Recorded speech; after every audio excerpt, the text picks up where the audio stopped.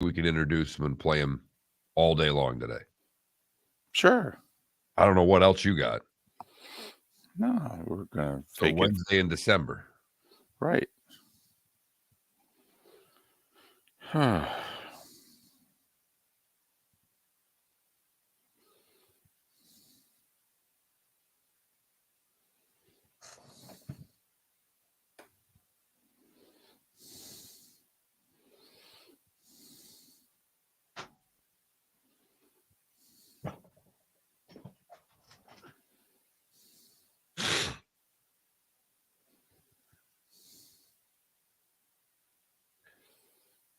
You know what's fun? So we play these, I play golf. There's anywhere between 12 and 20 guys that play. So as we're coming in, there's one guy in charge. You're giving him the scores, and then you're giving your birdies for your group. So they're checking off skins. Makes life a lot easier than having to go through it at the end. When winning a skin is great. Don't get me wrong. But cutting a guy on the last card coming in and watching his face when you cut that skin that he thinks he's won, that's even more fun. Came as close as I've come to making a 1, David, yesterday in a long time. Really? Literally, the ball mark was this far directly in front of the hole, and somehow the ball skipped to the left and was that far, like it just jumped left. If it jumped forward, it was in the hole. Wow. It landed 8 inches in front of the cup.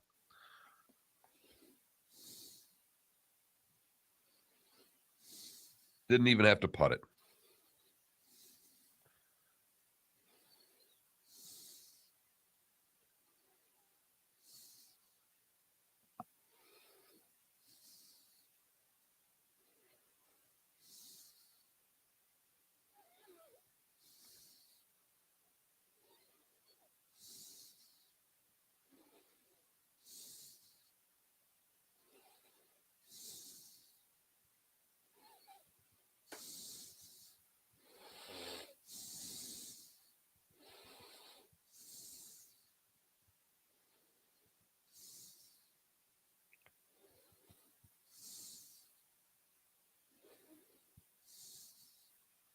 Bastard. What's that? I played just well enough yesterday to lose a shot. My handicap went down by 1. I was getting 12 yesterday. Getting 11 today. Bastard.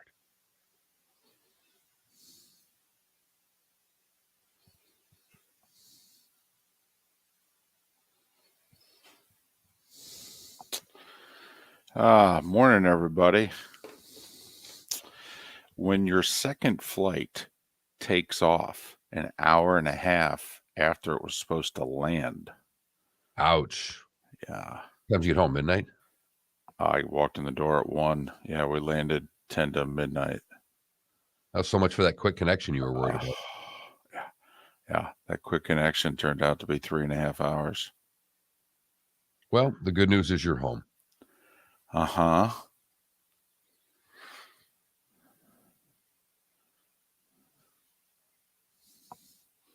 I can't do what I did in that hotel room. Okay, I will fall asleep today.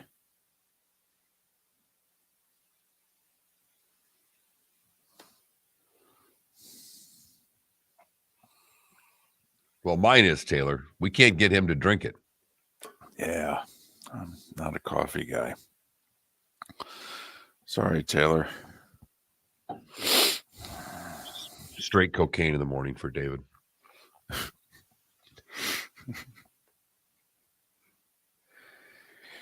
One could only wish. We got 20 seconds. I'm getting them now, Mark. Okay.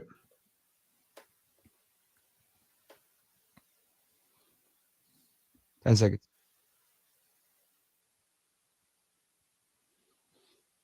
Yes, we did, Mongo.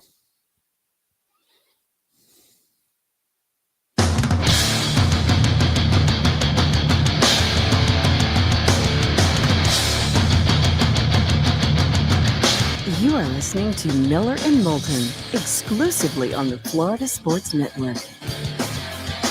And now, here's Mark Miller and David Moulton. Top of the morning to you.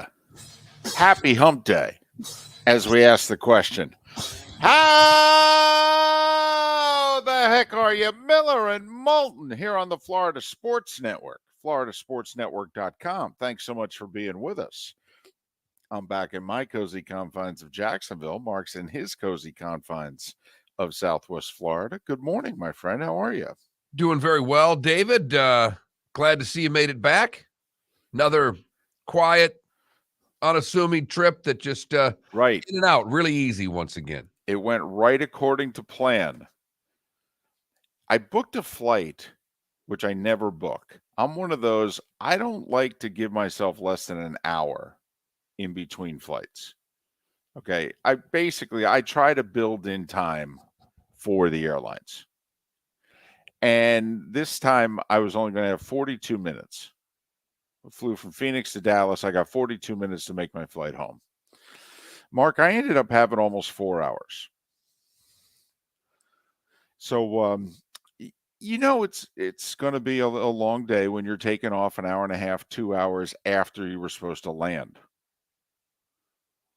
That's never good. So you're carrying my fat, again. You have to do it on Tuesdays because of my quick turnaround. And now, see, you were supposed to get a 7-hour sleep fresh me today. You're going to be carrying me again. By the time we get to Seth Everett at around 8:30 or so, you're going to be carrying me again.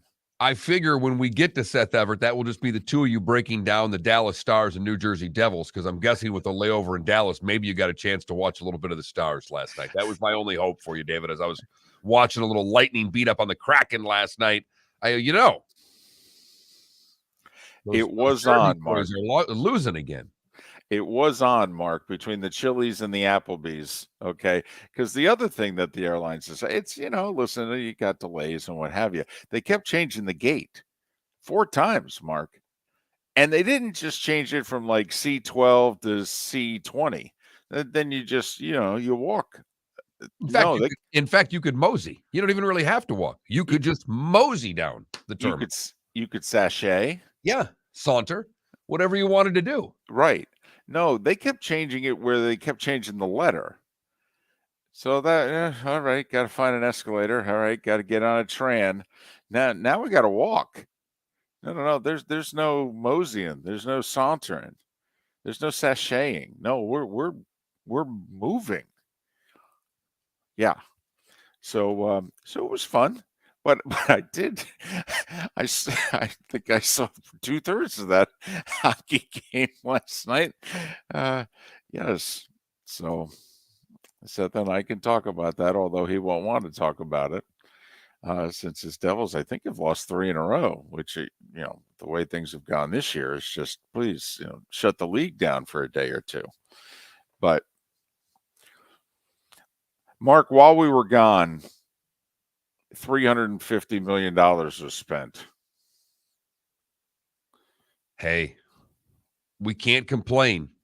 It's been a couple of years of thriftiness by Major League Baseball owners, and then this offseason came, and apparently they all hit the lotto. Well, San Francisco's been trying to give away their money. And good point, David. And they were just having guys use them to get the money that they wanted from the team they really wanted to get it from, i.e. Aaron and Judge. So they got Carlos Correa to say, sure, I'll take your money. He's 28, Mark. He signed a 13-year deal. Of course he did.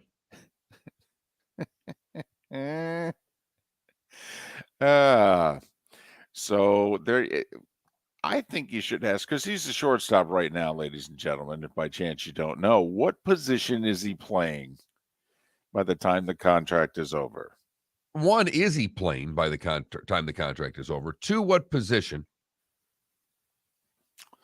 But, in fact, you could also ask not what position he plays by the time it's over. How many positions will he play for San Francisco during this 13-year deal? Because it will obviously will not all be at shortstop. He may even play another infield position for a little while before they move him to an outfield position, and then he may DH at the end. I mean, it could be 4 positions over that time of 13 years.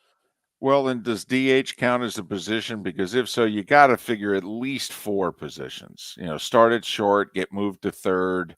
I don't know if they'll ever move him to second, but they certainly then to first, and then probably DH.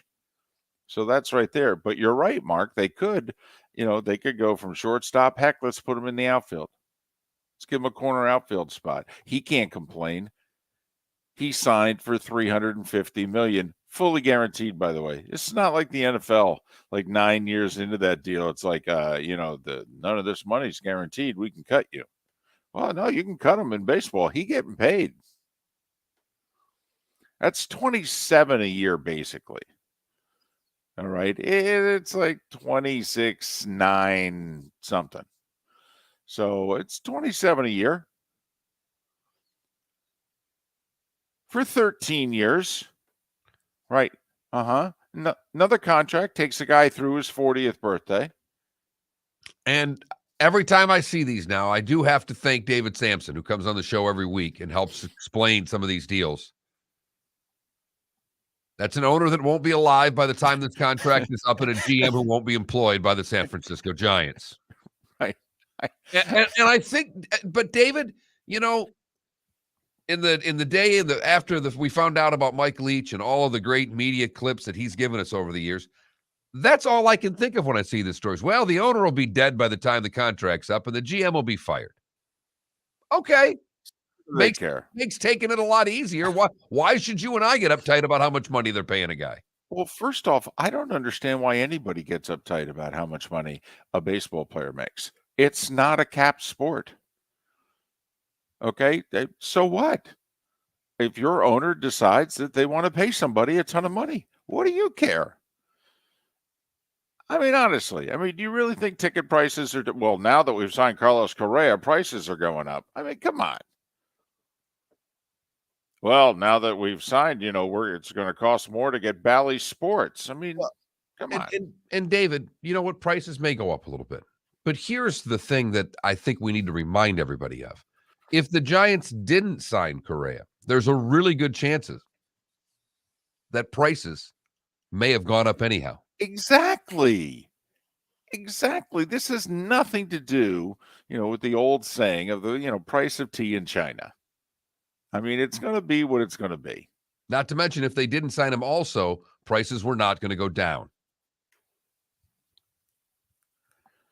But I have to admit, it's not the money that I'm surprised about. Because like you mentioned, we've had 2-3 years, and, these guys they're itching. They're ready to get back to their spending ways. It's the years. Mark, it was not 3 years ago in which if you were like a 33-year-old baseball player, they looked at you like, dude, your career's over. You're 33. We're not signing you. You'll be lucky if you get a 1-year deal on the street. And it's like the 5th guy who just signed a contract that takes him through his 40th birthday. Mark, are they going to turn the other way? Are we getting PEDs back in the game in a big way? What did they not watch Miguel Cabrera and Albert Pujols? Okay, and how those years and contracts played out? Again, I'm just going to go back to the earlier answer. Apparently, the GM doesn't care because he's not going to be there by the time this contract's over. Hey, boss. The agent wants 13 years. Man, that seems like a lot. Yeah, he'll be 40. Oh, 40? That's the new 35. Sure, what the hell?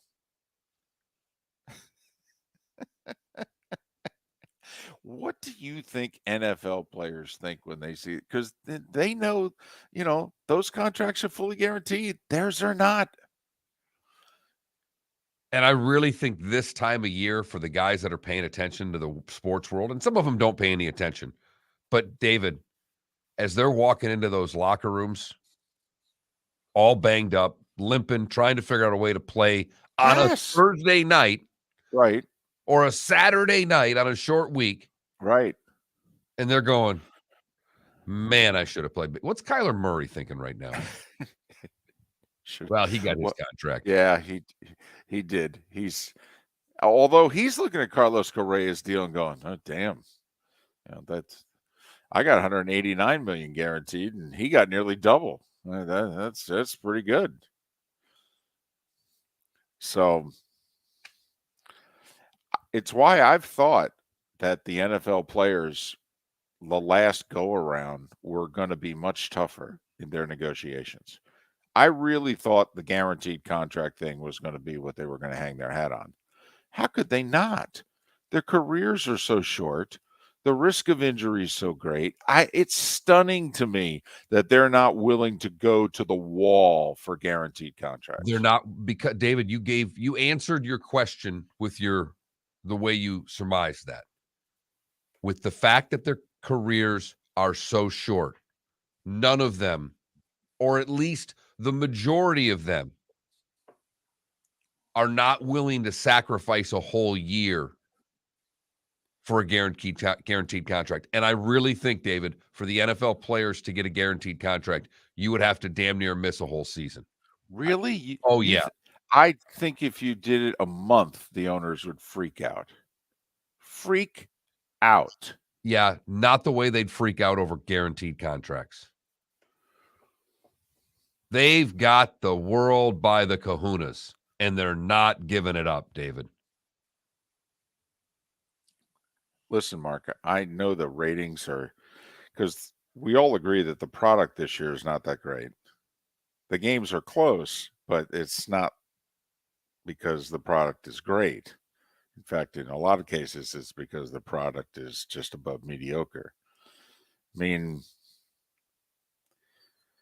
how long are we going to watch replacement football? I remember 1987. That was a joke. I mean, you make fun of the XFL and the USFL, and all, that's what it is, you know. I'm aware.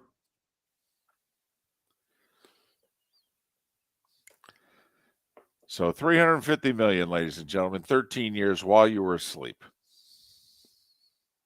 It's like waking up and hitting the lottery. The only problem is you don't play shortstop. Right. Miller and Moulton. We thank you so much for listening. The starting 25 minutes away right here on the Florida Sports Network.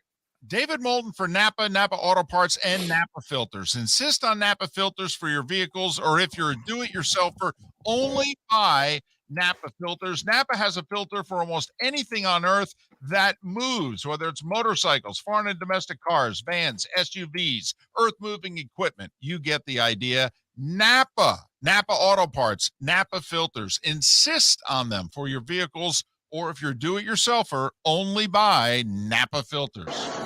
Ladies and gentlemen, Hi. Excuse me. Hey, the line starts back here. ma'am, if your party's not here, you're going to have to go around again. If you had the opportunity to avoid all this, wouldn't you? Salt Live is the official transportation provider of the Miller and Moulton Morning Show, making your trip to and from the airport seamless and stress-free. Salt Live is supported with the help of local partners like the Bayfront Inn. Gather your family and friends and enjoy a leisurely day on the water with a pontoon or deck boat. If you prefer to explore the waterways without a motor, the Bayfront has canoes, standboards, and kayaks. At the end of your journey, enjoy lunch or dinner at the Bamboo Tropical Bar and Grill. The Bayfront Inn, something for everyone on 5th Avenue in downtown Naples. BayfrontInNaples.com. When you need a ride, book with Salt Live Transportation, 308-8686, or book on saltlivetransportation.com.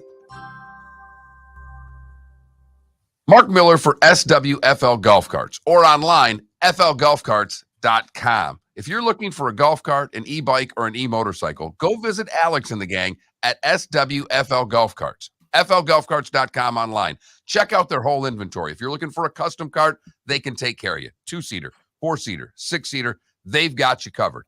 E-bikes, nobody better for value and service. E-motorcycles, check them out. Again, flgolfcarts.com. flgolfcarts.com. You were listening to Miller and Moulton on the Florida Sports Network.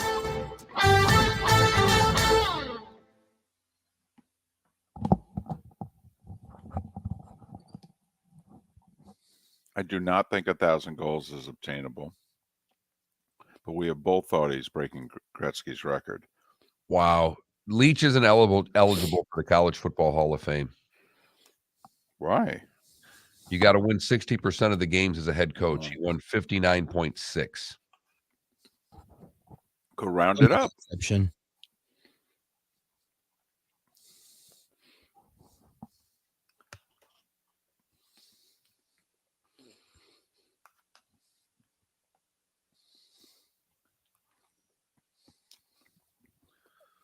Did you see the Braden Point goal? No. By chance? Really pretty. I did.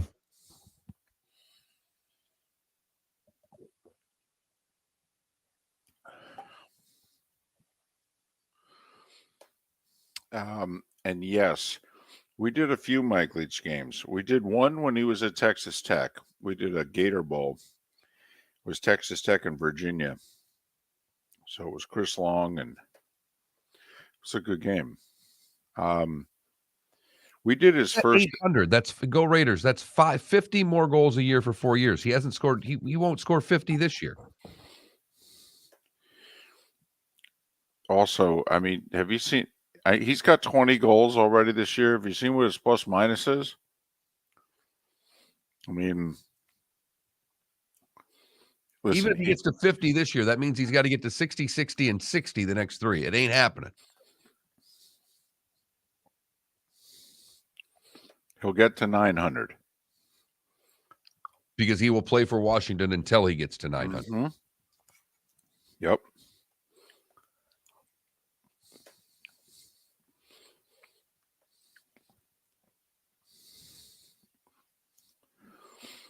He's got 20 goals this year. He's at 800. So you give him what? 25 more this year? 20 more? Give him That's it. 30 more this year. But that's 820. He'd need 180 goals. I mean, at 35 goals a year, that'd be 5 full seasons, and he'd be 5 short. No.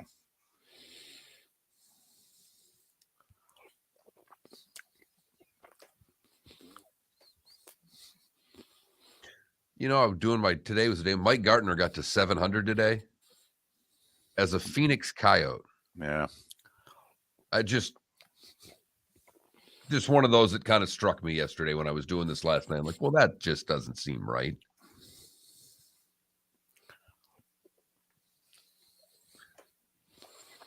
Did you watch that Golden State Milwaukee game last night, Philly?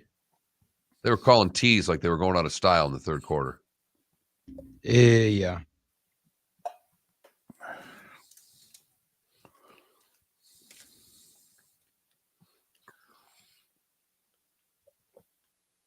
I was pissed because I was so tired last night, and the end of Lakers Celtics was amazing.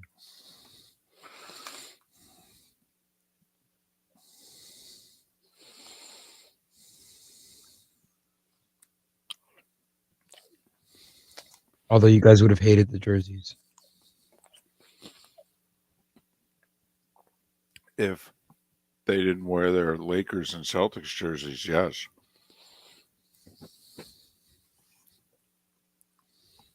No, they didn't. I don't even know what they wore.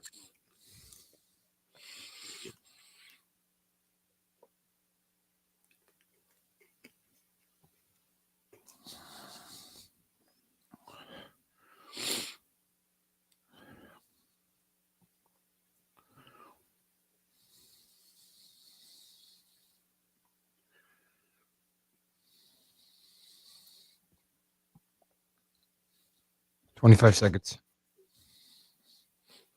And no, Raiders, there's no way Washington moves them.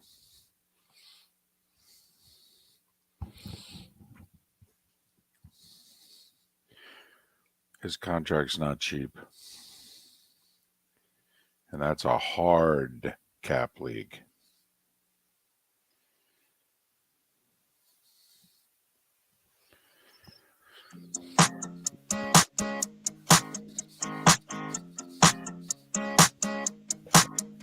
You're listening to Miller and Moulton, exclusively on the Florida Sports Network.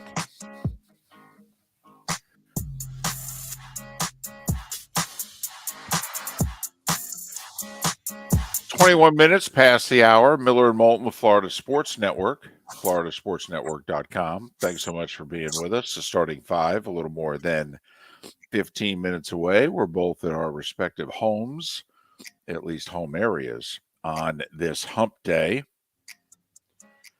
What are we, right smack dab in the middle of the month or damn close to it?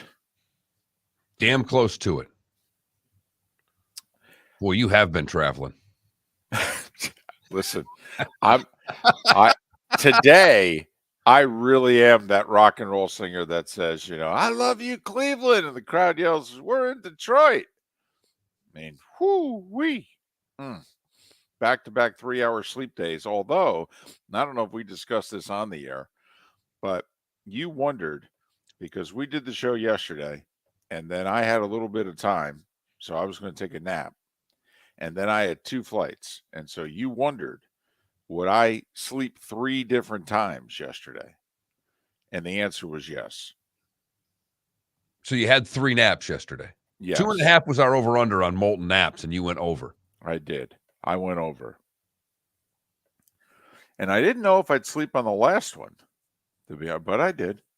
I fit it in. Well, with the delay, you almost could have got 4, and you could have got 1 in at the gate if they wouldn't have kept moving gates on you. I did fall asleep in the airport. I did. And I had my stuff right in front of me, and I was charging my phone and the whole deal. And I had a lot of valuable stuff right in front of me on a table, and I was out for about 15 minutes. I did. Does that make you nervous when you wake up in an airport after you've fallen asleep with stuff lying around? Do you have a moment of panic when you get up? No, because here's the deal. Okay, great. You got my stuff. Where are you going to go with it? I mean, think about it. We're sitting, at gate 25. Okay. Gate 23 on the plane? Well, but if you're around gate 25, you're not going to be on the gate 23 flight. All right. Hey, look, in an airport, if I wake up in the terminal, if I've fallen asleep, I used to travel a lot. I don't anymore. Right. There was always panic. Where's my stuff? Did I miss my flight? That's the most terrifying sleep to me there is, unless you're with a companion that can give you a nudge and say, hey, we're boarding. But when you're flying alone, the fear of missing a flight, the fear of someone taking your stuff, it is just where I have, and I've fallen asleep in many a terminal. That's all. Yeah, no, I do not fear something nefarious happening at an airport. I don't. In fact, people are so into their own world. I've never understood how the person who falls asleep and misses their flight, and it's like, hold on a second. Nobody woke you up?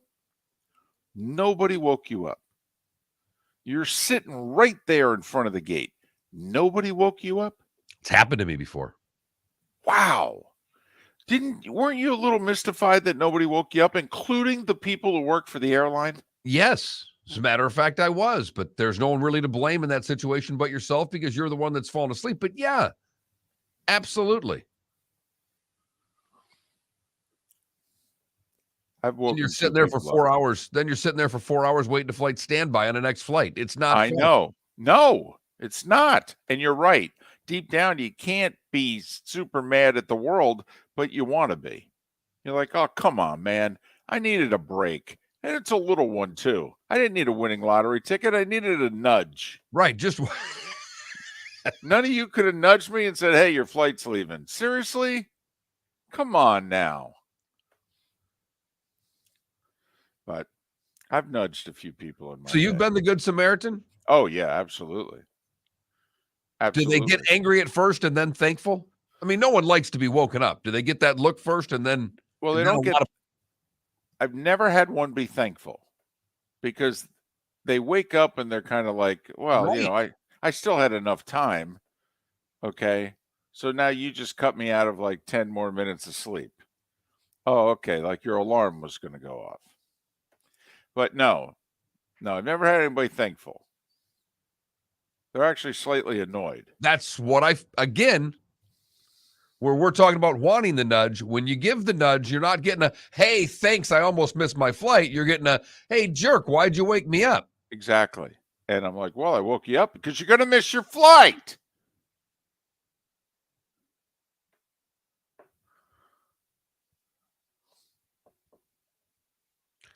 Text line is open. 21,000 is the number. 21000 in case you want to comment on anything going on the show or anything you'd like us to comment on the show. Text line is always open on Miller and Moulton. Felipe, I know you got a few Mike Leach clips downloaded. You're going to have to intro these because we can't just play them random. So we'll do it throughout the show and try to give the folks out there a little idea of the greatness that is Mike Leach, because if you haven't heard any of these, I would expect you'll be laughing to the point of tears. If you have, I expect you'll be laughing to the point of tears. Some very poignant statements and stories that have been relayed. Lane Kiffin with a very nice posting yesterday. Obviously, the head coach at Ole Miss and Mississippi State and Ole Miss rivals. And Lane said, "You know what? Now, kind of glad he won his last game." And did you see somebody breaking into? Technically it is breaking into, but it's not with bad intentions. That I believe it's Davis Wade Stadium in Starkville, and somebody broke in and raised a pirate flag. And so they've got Mike Leach's picture on the scoreboard, and there's a pirate flag right near it. So that's what I did yesterday, waiting for my flight. I read 3 hours worth of Mike Leach stories. How many did you find that were not things that you had known before? Well, most of them, because everybody had an individual story. That's what's so remarkable. When I got done reading in 3+ hours, I'm thinking to myself, well, how did he have time for his family? How did he have time to coach? Because every single thing, Mark, it was kind of like when we interviewed him. It went on for a while. We didn't have the hard structured show that we have now where we got to go 14 minutes and take a break, 12 minutes, take a break. If you and I had a conversation going, we'd look at our producer like, we're going to run this thing until it's no longer a good interview. And to find out we were just two of perhaps thousands, certainly hundreds of people that could randomly pick up the phone and call Mike Leach, and Mike Leach would answer. Chris Long told a story that he and Danny Amendola became friends after they played against each other and played in that Gator Bowl you were talking about, and used to do a lot of concerts in the offseason, do the Bonnaroo festivals and some of those things. And wherever they were, they would call Leach, a little inebriated. And Leach would always answer and talk to them for an hour. And Long didn't know Leach. And Amendola would just pass the phone over to Long, who would talk to Leach and then pass the phone back to Amendola. And they would go back and forth for an hour. A female reporter just getting into the business, and she's working in Pullman, Washington. And she found out that Leach walks to work. And so she went up to him and said, mind if I walk with you? And he said, as long as you bring good walking shoes. And so the two of them, like 3 times a week, walk to work. And she goes, got to know him pretty well and thought, are all coaches like this? Nope. No. Not even close. No. In fact, if you can find one more, call us. So that's probably the rabbit hole that I'm guessing a lot of you went down yesterday. Listening to some Coach Leach clips. We'll have a bunch of them throughout the show today on Miller and Moulton. The starting 5 coming up. Pretty good show lined up today. Bobby Reagan will talk a little college basketball with him. Seth Everett, his weekly appearance as well. The starting 5 is on the other side right here on Miller and Moulton. Where else but the Florida Sports Network? Golfers, are you bored of the same old driving range warm-up routine that's not getting you the results that you want on the course? Power up your golf swing by adding resistance bands to your range sessions with the Orange Whip Golf's Power Strap Kit. Featuring band attachments to your feet and hips, Power Strap resistance training will boost club head speed, increase power, improve flexibility, all with just a few swings. Buy a Power Strap Kit today. Go to orangewhipgolf.com and use code Miller10 to receive an additional 10% off the already great price of $119. Miller and Moulton here for the Clutch Vodka Play of the Day. Mark, remember Nick Charles, Fred Hickman, the CNN Play of the Day? Yeah, CNN did a nightly sports show. That was a while ago. Yes, it was. Just work with me. Everyone liked the pod, the Play of the Day. So how about we have the Clutch Vodka Play of the Day? Sounds good. Fun. Smooth. Like Clutch Vodka. Listen weekday mornings for the Clutch Vodka Play of the Day. That's Clutch with a K. Mark Miller for SWFL Golf Carts or online, flgolfcarts.com. If you're looking for a golf cart, an e-bike, or an e-motorcycle, go visit Alex and the gang at SWFL Golf Carts. flgolfcarts.com online. Check out their whole inventory. If you're looking for a custom cart, they can take care of you. 2-seater, 4-seater, 6-seater, they've got you covered. E-bikes, nobody better for value and service. E-motorcycles, check them out. Again, flgolfcarts.com. flgolfcarts.com. David Moulton for Napa, Napa Auto Parts, and Napa Filters. Insist on Napa filters for your vehicles, or if you're a do-it-yourselfer, only buy Napa filters. Napa has a filter for almost anything on earth that moves, whether it's motorcycles, foreign and domestic cars, vans, SUVs, earth-moving equipment. You get the idea. Napa Auto Parts, Napa filters. Insist on them for your vehicles, or if you're do-it-yourselfer, only buy Napa filters. You were listening to Miller and Moulton on the Florida Sports Network.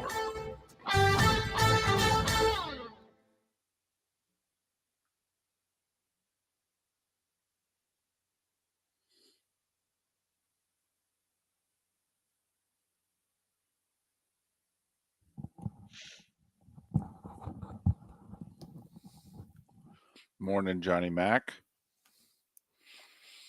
Yeah, Craig James' kid didn't turn out to be a great prospect after all.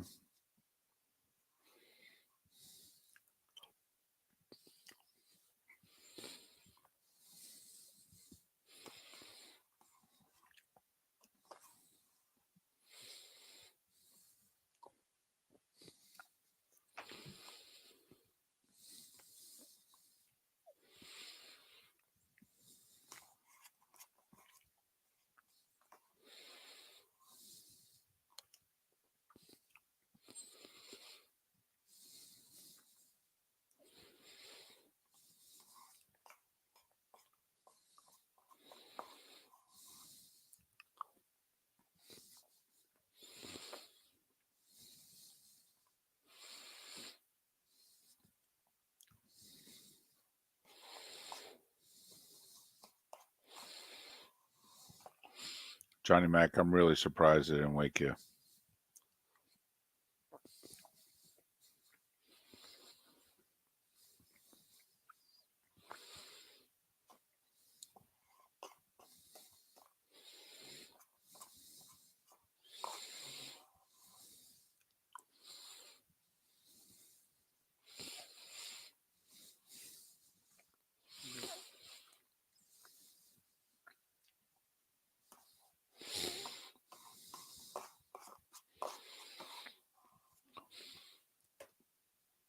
I woke up in an empty classroom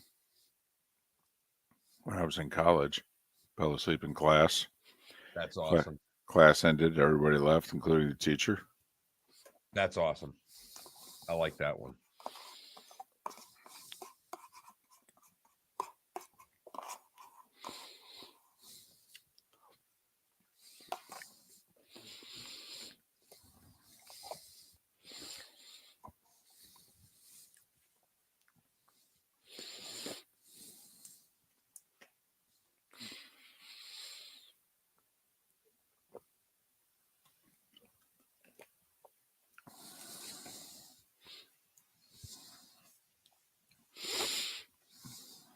You want to just play these coming on a break, or do you think we need to intro them, David?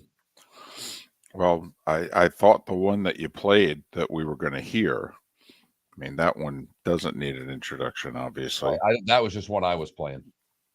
Gotcha. I don't care. I mean, you guys, Felipe, you know what you have.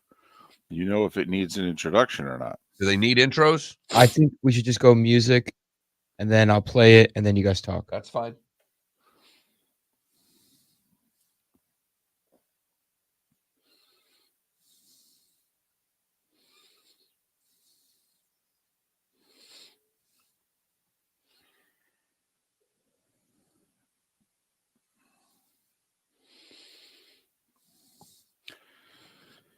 Correct. The WHA goals are not part of the records.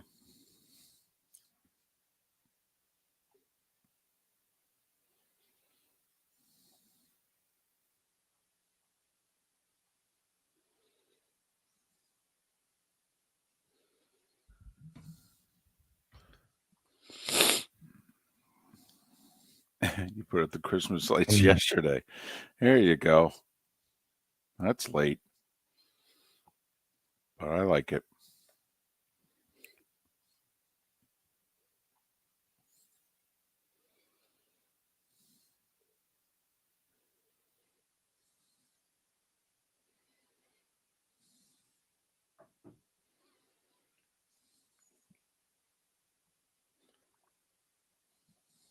$30 seconds.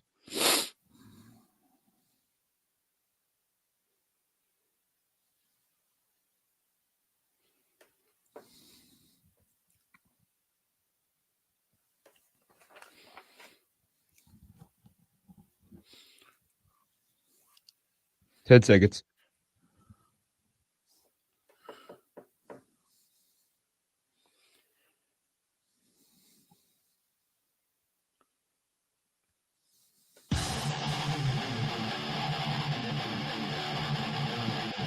You're listening to Miller and Moulton, exclusively on the Florida Sports Network. Got your coffee. It is early. How do you take your coffee? What's the best way to take your coffee? Well, coffee tastes terrible anyway, so don't put anything in it to obstruct the harsh, bitter taste, and just put it down one sip at a time, you know? So it's just all about the effect, the taste. It's not about the experience at all. It's about the outcome. No, the experience is terrible. The late Mike Leach will be playing clips throughout the show. None will be on football. No. Apparently, he was pretty good at that. He was. But would rather talk about anything else. Miller and Moulton here on the Florida Sports Network, floridasportsnetwork.com. We're going to talk a little college basketball on the show today. We gave it about 5 weeks for those of you out there to maybe stumble upon a game. One? No? Not even one? You know, Alabama's basketball team might be better than their football team. Did you know that? We'll talk to Bobby Reagan about it coming up in a little more than an hour. Right now it is time for... Right now it's time for... We do this every day at this time, Felipe. The Starting Five. 5 stories you need to know. It's the Starting Five on Miller and Moulton. Here's number 1. 28-year-old Carlos Correa got paid while you were sleeping. The San Francisco Giants were the ones doing the paying. They signed him to a 13-year, $350 million deal. That is just under $27 million a year. Mark, I know 350 is a nice round number, but when you sit and you do the math and you realize that if they had gone to 351, it'd be exactly $27 million a year. Don't you have to ask for the $1 more million? Yes. Why at the point when you're asking for 350? Absolutely. Right. Hey guys, this sounds all nice and neat, big round number and what have you. Can you go to 351? That's 27 a year, not 26.92 or whatever it is. Can you? An extra million? Besides, in California, about 60% of it gets eaten up in taxes. So, I mean, you know, it's not like I'm going to see that money. 28 years old. It'll take him through the season in which he's 40. He's a shortstop. How many 40-year-old shortstops are there out there, David? Well, we had Ripken and we had Jeter. And at the end, they could both go about 2 steps in each direction. Right. And we loved those guys. But they weren't exactly shortstops at the end. In fact, their range was so limited, we didn't really think they were infielders by the end. But okay, whatever you got to do. Alex Ovechkin, speaking of big round numbers, he hit one last night. He's just the third NHL player to score 800 goals. Ovi with a hat trick in Chicago. Great credit to the Blackhawks fans, by the way. They were totally aware of what was going on. He scored too early, and then when he jams in a rebound in the third period, it's called a hat trick. They throw hats on the ice, but they usually just do it for the home team. They threw a bunch of hats on the ice for Ovi and gave him a standing ovation. And Kane and Taze waited for him after the game and congratulated him on the ice. It was nice. It was, Blackhawk fans realizing this was a hockey moment, not a Capitals Blackhawks moment. Well, that's good because there won't be any Blackhawks moments anywhere in Chicago all year long. So they might as well celebrate one of the only good things that's going to happen in that stadium for the whole year. Because for the life of me, if they don't trade Taves or Kane or somebody at this point, I don't know what the hell this organization's doing, David. Mark, I don't know how many moments there are going to be next year either. I mean, that's a good thing they won those 3 cups. All right. Going to have to watch those highlight reels for a while. Trust me, I'm a Rangers fan. I know. But 7-3 Caps over the Blackhawks. Ovechkin now at 800. He's 94 behind Gretzky. He's 1 behind Gordie Howe for second on the all-time list. Obviously, he's going to get that. But he's number 1, by the way, with most goals scored for a franchise. Neither Howe nor Gretzky scored 800 goals for an individual franchise. It was a good night for the Florida teams. The Lightning pounded the Kraken, and the Kraken have been really good this year. But Tampa Bay with 3 goals in like a 4-minute stretch of the second period. And our buddy John Forsland had to call a losing effort for his Kraken. 6-2 Lightning over Seattle. I like the Kraken home, but the Kraken road are all right too. For 2 newer teams, the unis looked great last. I like the Lightning sweater. I always have. But the Lightning and Kraken for 2, one a brand new franchise and one a relatively new franchise in terms of things. They looked good.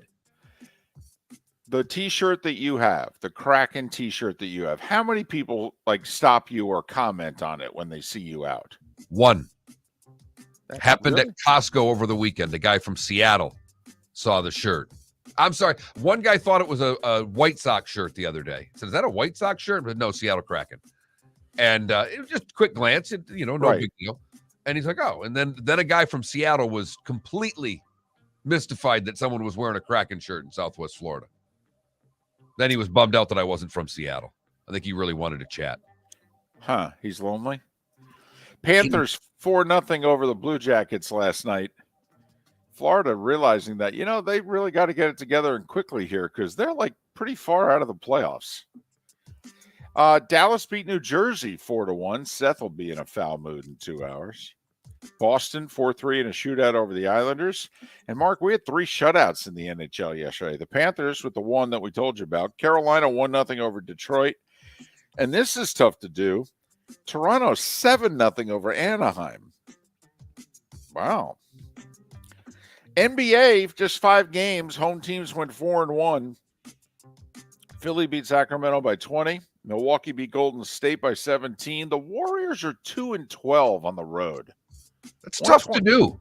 It really is when you're supposed to be a good team, like you're the defending world champs. You don't have the LA Rams excuse. I mean, they got all their good players out injured. Who do you have out injured? 128-111 Milwaukee. Emotional moment in Houston. All right, Steven Silas, the son of Paul Silas, is the head coach of the Rockets. He was back coaching Houston last night at home. Moment of silence for his dad. And then Houston went out and beat Phoenix 111-97. Utah by 21 over the Pelicans. This just in, the Pelicans are really good. And it was a good one in Los Angeles last night. And it's why Felipe is kind of hooked on phonics, because he stayed up and watched it, even though he produces a morning show, because it was just too damn good to turn off. Celtics were up 20 in the third quarter, and then they were down 13 in the fourth. But they rallied to force overtime and win it 122-118, Celtics and Lakers. Of course, if you check out the highlights, you'll have no idea that the one team is the Celtics and the one team are the Lakers, because they decided to, like, I don't know, dress up as Oregon and Maryland last night. All right, that's my old guy moment of the morning. College hoops. The ranked teams all won at home. Fourth-ranked Alabama edged Memphis in a good one, 91-88. Houston by 28 at home. Arizona by 38 at home. Men's basketball in the state, FAMU and Florida State winners, FIU a loser. Women's hoops in state, FAU beat FIU by 10. Bethune-Cookman lost to Iona. Not much going on in the NFL yesterday, Mark. I mean, it was confirmed in the morning what we all knew by, watching it or seeing the highlight Monday night, is that Kyler Murray is out for the year with a torn ACL. Cole Beasley unretired again. Remember, he did it earlier in the year to play 2 games with the Bucs. Then he retired. I'm done. Only to unretire yesterday because he's signing with Buffalo. And by the way, that means he said, I'd rather have Josh Allen throw me the ball than Tom Brady. Well, it's because he wants to win. And when you think winning, you think moving away from Tom Brady. Right. That's how well things are going in the Bay. And this seems meaningful for fantasy owners out there. Dameon Pierce, Texans running back. He's going to miss at least one, and he could miss 3 games. And let's face it, there's nothing about the Houston Texans that are relevant, except for maybe Dameon Pierce's fantasy status. So that's why I mentioned that injury. Mark, college football, see if you can find the theme. Purdue names Illinois defensive coordinator Ryan Walters the head coach. He's 36. Kent State names Minnesota associate head coach Kenny Burns their head coach. He's 39. The Green Machine, North Texas, UNT. They named Washington State offensive coordinator Eric Morris head coach, 37. Do you sense a theme? Going young, are they not? Yes, they are. I will say this. The Kenny Burns hire at Kent State, Kenny Burns has been PJ Fleck's right-hand guy now at 3 stops. He's the recruiter. And think about it, how good Fleck was in the MAC. Yep. Kent State, not a bad MAC team anyhow. And That's Kenny why they Burns, lost. That's why they lost their coach. And Kenny Burns was with them in the MAC and put that team to Western Michigan, right? Yes. Put that team together that went, 13-0 or something like that, until they lost the bowl game. But, by the way, Mississippi State, speaking of bowl games, they decided as a team they will play in what used to be the Outback Bowl. It's now the Relia Quest Bowl in Tampa. They play Illinois on January 2nd, and they say they're going to play it and honor Coach Leach. World Cup. The Hollywood ending is 1 match away, baby. Argentina behind a goal and assists from Messi. Beat Croatia 3-0. They'll face the winner of today's France-Morocco match. The expectation is it will be France. What a heavyweight battle that'll be. Defending champion France. Messi trying to win the only damn title he hasn't won. France looking to go back-to-back. Mbappe for France. Messi for Argentina. And you know the best part about the World Cup final? It's going to be on at 10 a.m. Right. You can watch it before your NFL. Yep. Yeah, it's perfect. It's absolutely perfect. You can go right from the World Cup final to Terry Bradshaw. Yeah. It'll be a smooth transition. Terry and the boys all looking around at one another going, what was that we just aired? Be the shortest post game in the history of post game so they can get to NFL pregame. Got that right, because those spots are getting a lot more than the World Cup spots, although the World Cup will have more viewers. And that, gentlemen, was... That was the starting five every weekday morning at this time on Miller and Moulton.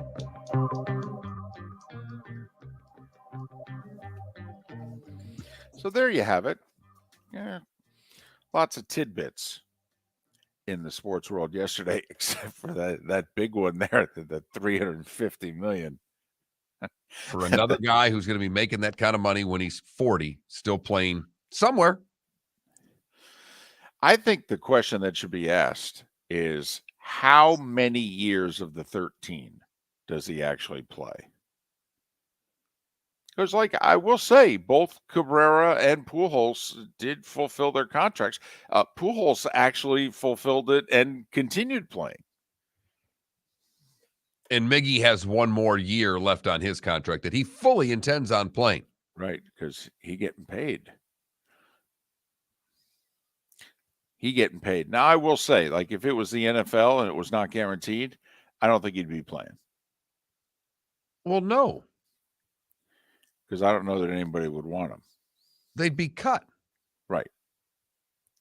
The NFL is a cruel business. They don't care about your prior greatness. When you're not of use to them anymore, you're not of use to them anymore. Miller and Moulton. Bobby Reagan to talk college hoop at 8 o'clock. Seth Everett also to join us in the 8 o'clock hour right here. Miller and Moulton on the Florida Sports Network.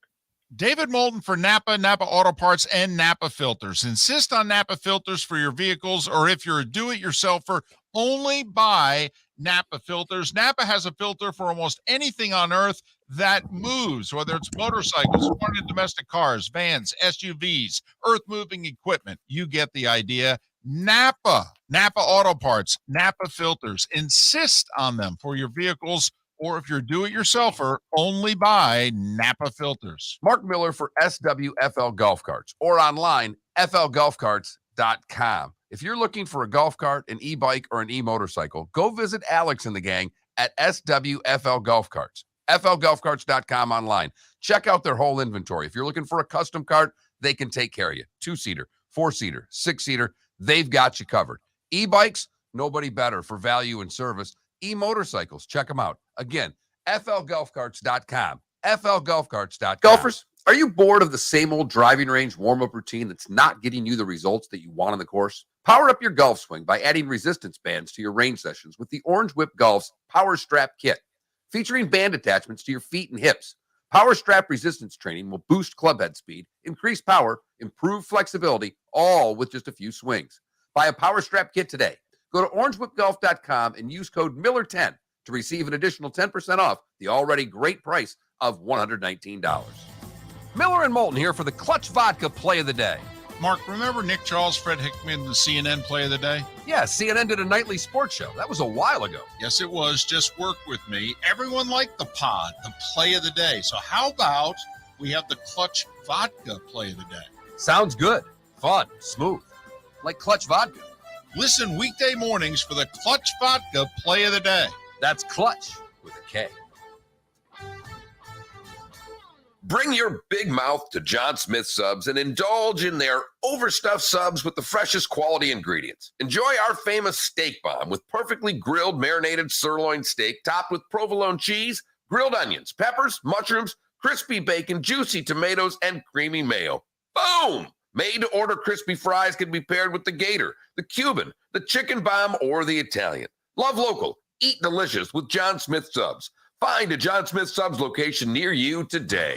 Don't miss the Miami Dolphins watch party every Sunday at the Seaside Bar and Grill in Bonita Springs. Presented by Clutch Vodka. The Seaside will be serving Clutch vodka drinks, including the awesome Bloody Mary bar at the Seaside. If you can't be at Hard Rock Stadium, come have fun at the best place in town to watch the Dolphins and enjoy the best, clean, crisp, smoothest vodka. That's Clutch with a K. Miami Dolphins parties every week at the Seaside Bar and Grill on Old 41 in Bonita Springs, powered by Clutch Vodka. You were listening to Miller and Moulton on the Florida Sports Network.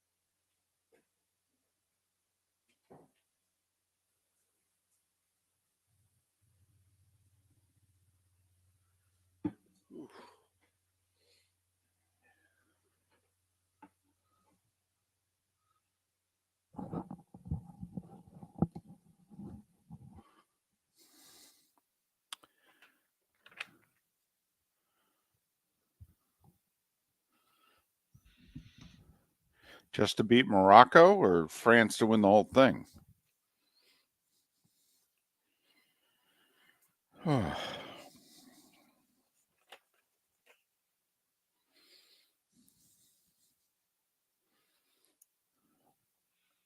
Klecko, it means you got to bet 100 to win 132.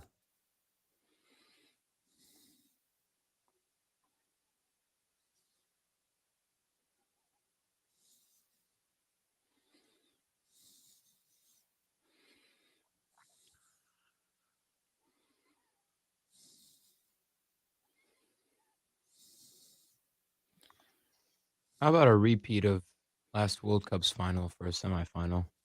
That's pretty awesome. What a goal. Oh, wow. Oh, wait, no. I'm stupid. Argentina beat Croatia. Morocco plays France.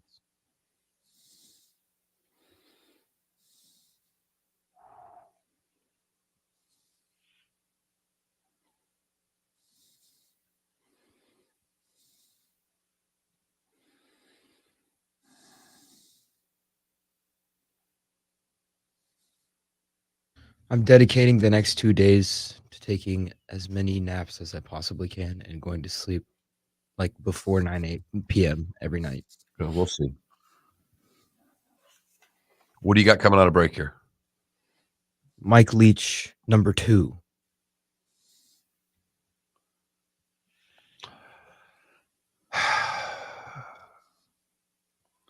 Let me see.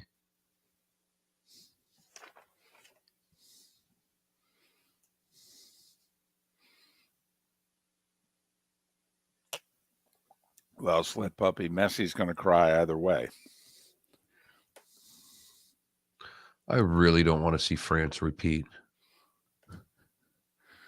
Mike Leach saying instead of playing hard, you're sitting under a tree, drinking lemonade and eating a fish sandwich with your fat girlfriend.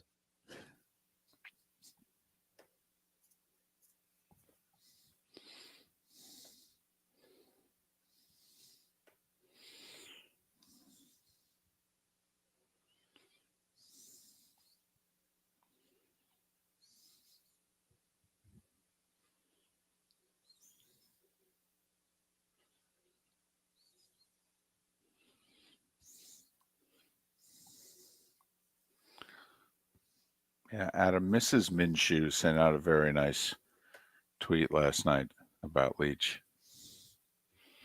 6 seconds.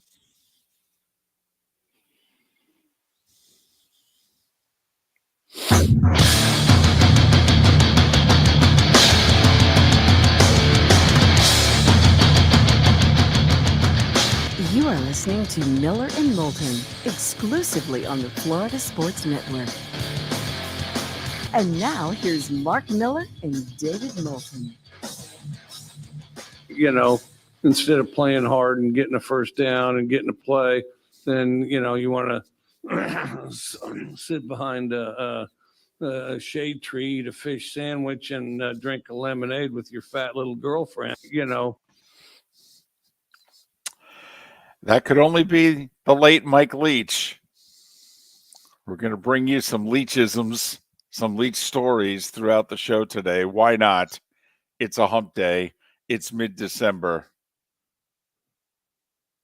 What else do we have? A one-of-a-kind personality, a one-of-a-kind coach, the passing of Mike Leach. And we'll celebrate his life as much as we can today with clips from all of the different interviews, press conferences, and some of the greatness that was Mike Leach, to say the very least. And if you hear us referencing when we talked to Leach, it was during our first act. We were doing an afternoon show then, and our producer got his cell phone number, and that's how Leach operated.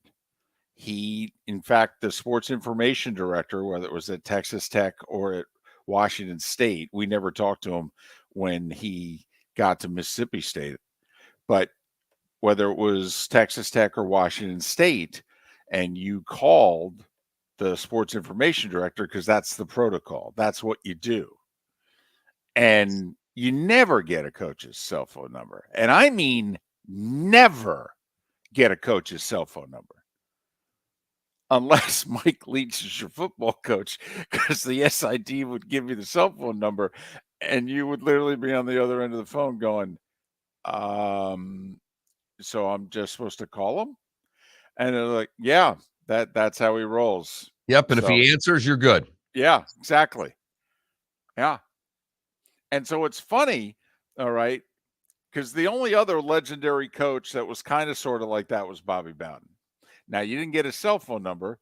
I don't think Bobby ever had one. All right. But you just called the secretary. And she would tell you if he was in. And if he was in, he'd talk to you. Because there couldn't be anything else more important going on. That was just how Bobby rolled. And it was with Bobby was great because, you know, we never heard it on air, obviously, but our producer would tell us the stories that it was literally the secretary going, Coach, it's the guys in Fort Myers. All right, put them through. I got a couple minutes for them right now. Thanks, Coach. And basically, we think we had Dion to thank.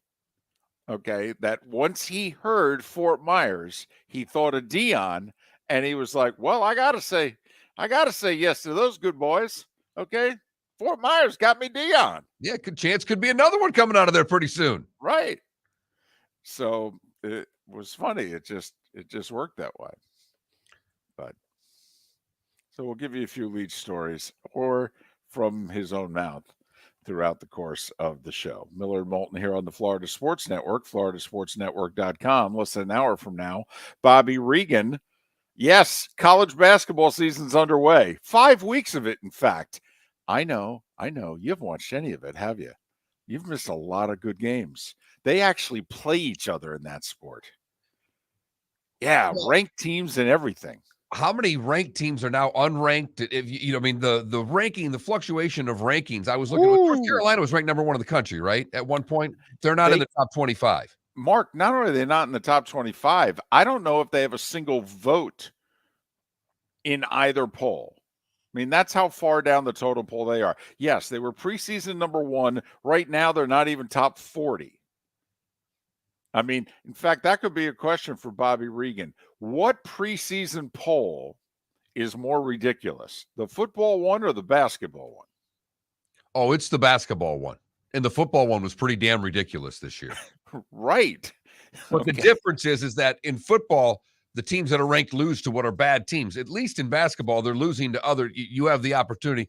And the people who rank it have no problem taking someone who wasn't ranked and put them in the top 5 very quickly. That is true. That is true. So we'll talk a little hoop with Bobby Reagan coming up in less than an hour. So on my short commute, and by short commute, it's about 1.5 miles. No way is it that long. It is because I got to go all the way around the parking lots. It's the only reason it's over 1 mile, David. Wow, you count that? I one morning I hit the trip thing just to see if it was less than 1 mile or not for my commute, and it's actually from door to door, it's more than a mile. There used to be a back way into that parking lot. They've kind of sort of filled it up and what have you. If that was still available, would it be a mile? I don't think so. It's less than a mile by golf cart, more than a mile by car, David, because I can take the back way with the golf cart. But on the short drive, I usually put on the 4-letter network and they do their radio sports center, and I'll get a story. And sometimes it intrigues me where I can sit in the car for another 30 seconds to let them finish.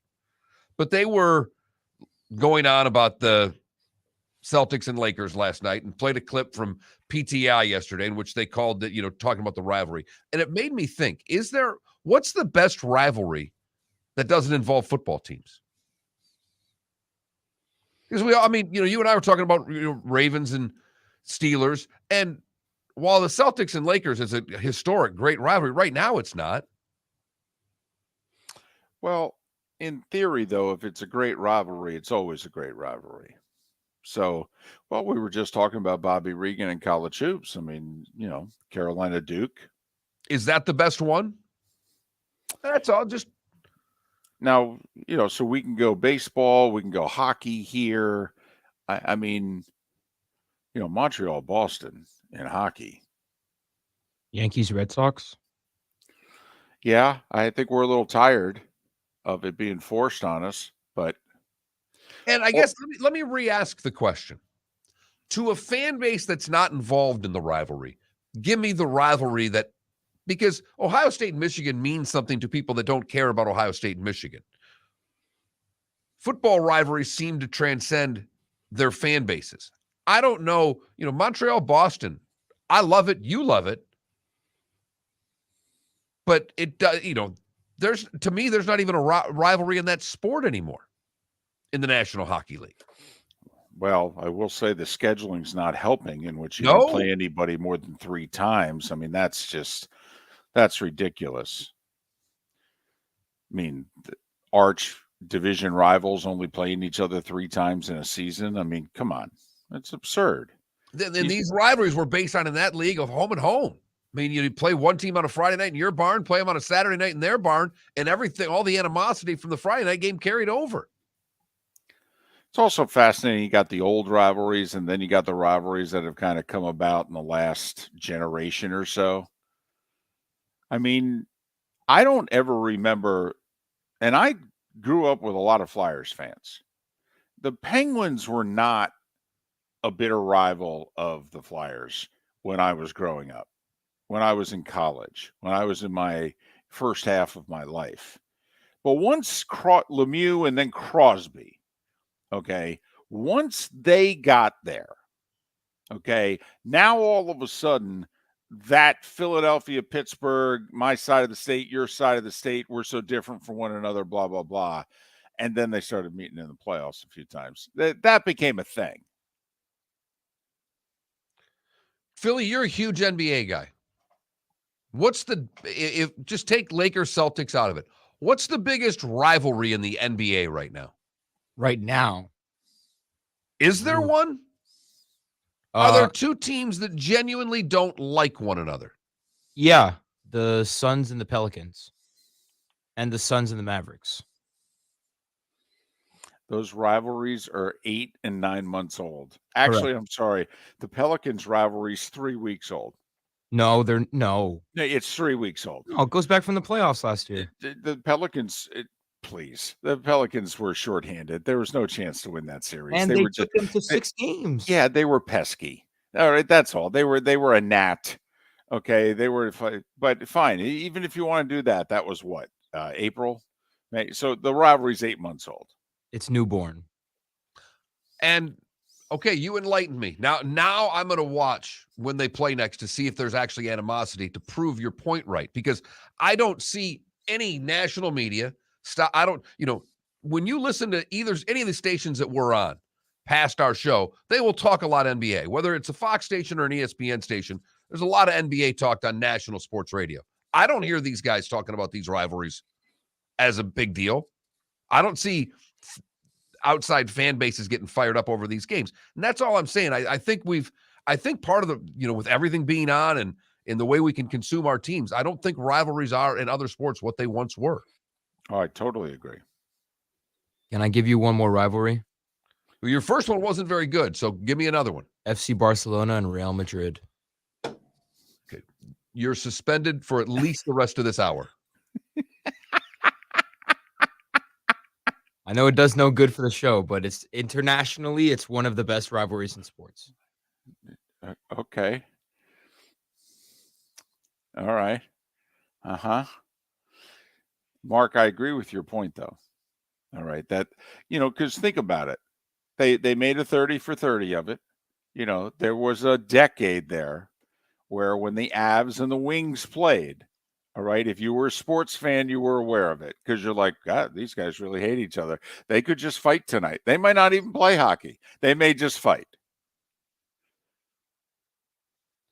But in college sports with the conference realignment, Bingo. like Klecko in our Twitch chat room, Georgetown, Syracuse basketball. And it is true. Okay. I saw many a Syracuse fan over the weekend say, this is the only game all year I really care about. We have to win this game. And they did.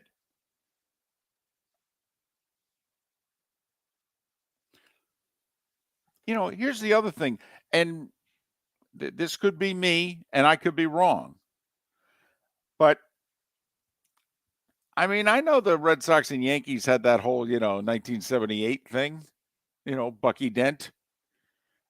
But I don't know. I thought for 20 years it wasn't much of a rivalry. I didn't think it started, I thought from like 78 to 99, the thing just kind of got put on a shelf. But maybe that was me. But I think, that's probably, if we were to have a poll question, a Yankees, Sox, Celtics, Lakers would be the only two you could put up. And Carolina, Duke would get an honorable mention to me. But just kind of caught that and was out there thinking what our listeners, what's on their mind with that 21,000's the text line, 21000. I do think you can go Dodgers, Giants. Unfortunately, you can go Cubs, Cards. But I don't know if it resonates nationally. In fact, I know it doesn't. Miller and Moulton. Thanks for listening, Florida Sports Network. Ladies and gentlemen, once again. Yeah. Hi.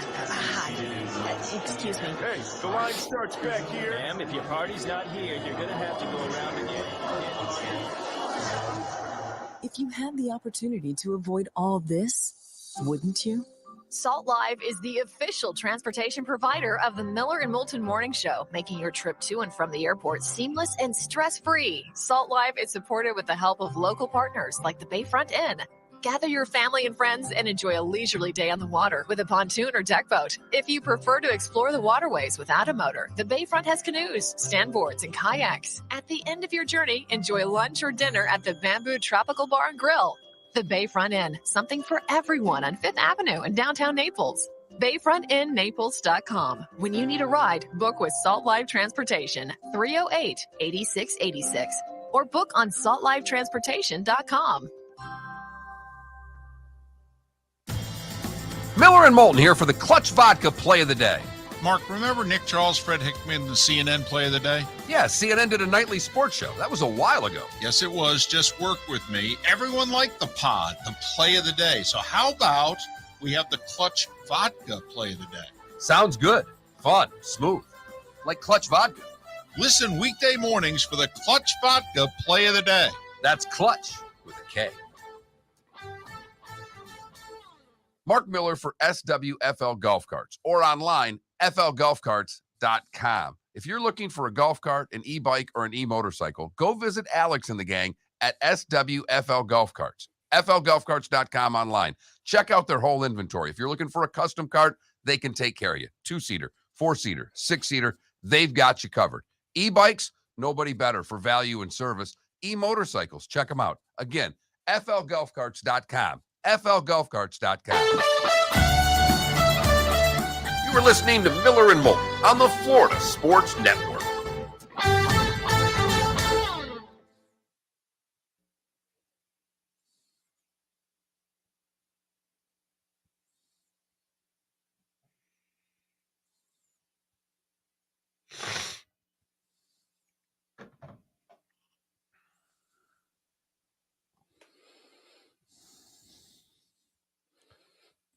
Yeah, Blackhawks Red Wings to me isn't even a rivalry anymore. They don't ever play. It used to be. I used to hate the Blackhawks.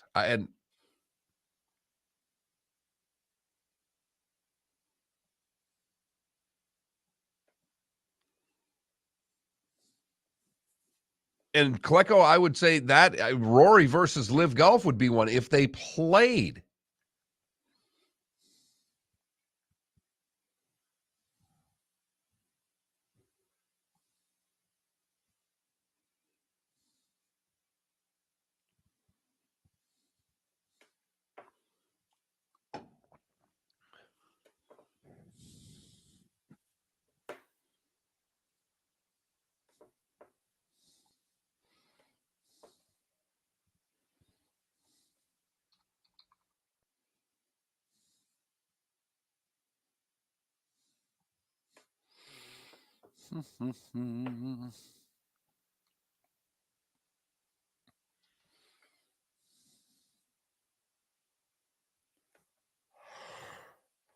Oh, boy.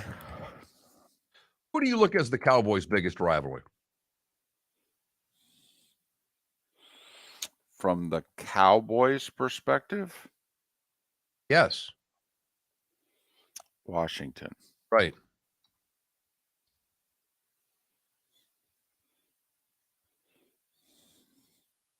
Paul, you're onto something.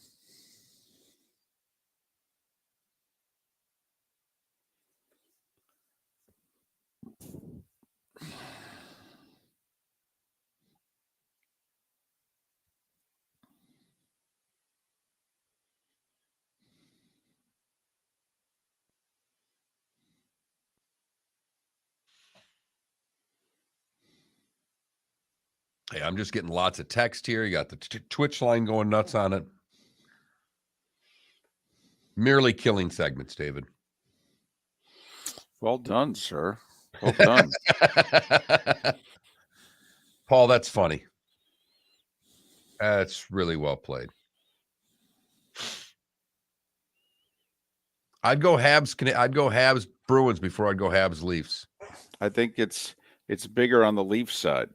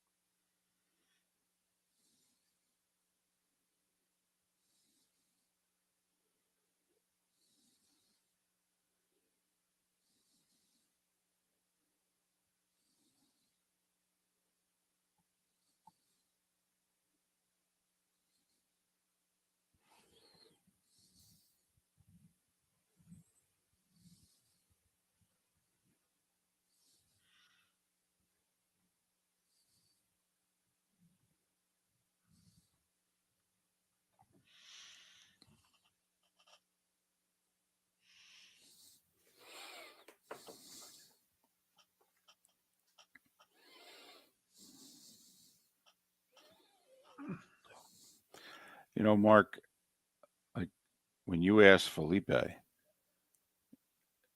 mean, there's not an NBA rivalry that's the one they talked about when I was listening to this. They mentioned Suns and Spurs a few years back was probably but that's 15 years ago. Right. Yeah, they had a little run there. 15 seconds. I mean, Spurs Mavs is actually decent. And they've actually had to go through each other in the playoffs too. Here we go.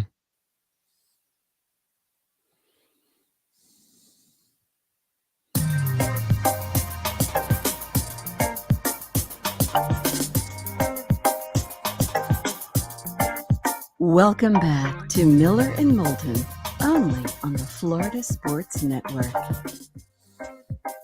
We talked about on the broadcast how you hate candy corn. What's your favorite Halloween? Candy corn. I mean, I completely hate candy corn. When I was a kid, well, gummy bears. Let's see, gummy bears for sure. Sour or regular? The Haribo. It's got to be the Haribo ones. And then the other thing I like is when they used to have the sprees in a box. Outstanding. You have to go to the dollar store to find it, but I do. And then the latest, you know, there's still candy innovation. Although a while back I found that Europe had better candy than we did overall because they have gummy everything. And then, you know, they have those Nerds clusters, which is new. The gummy. Yeah, which is good.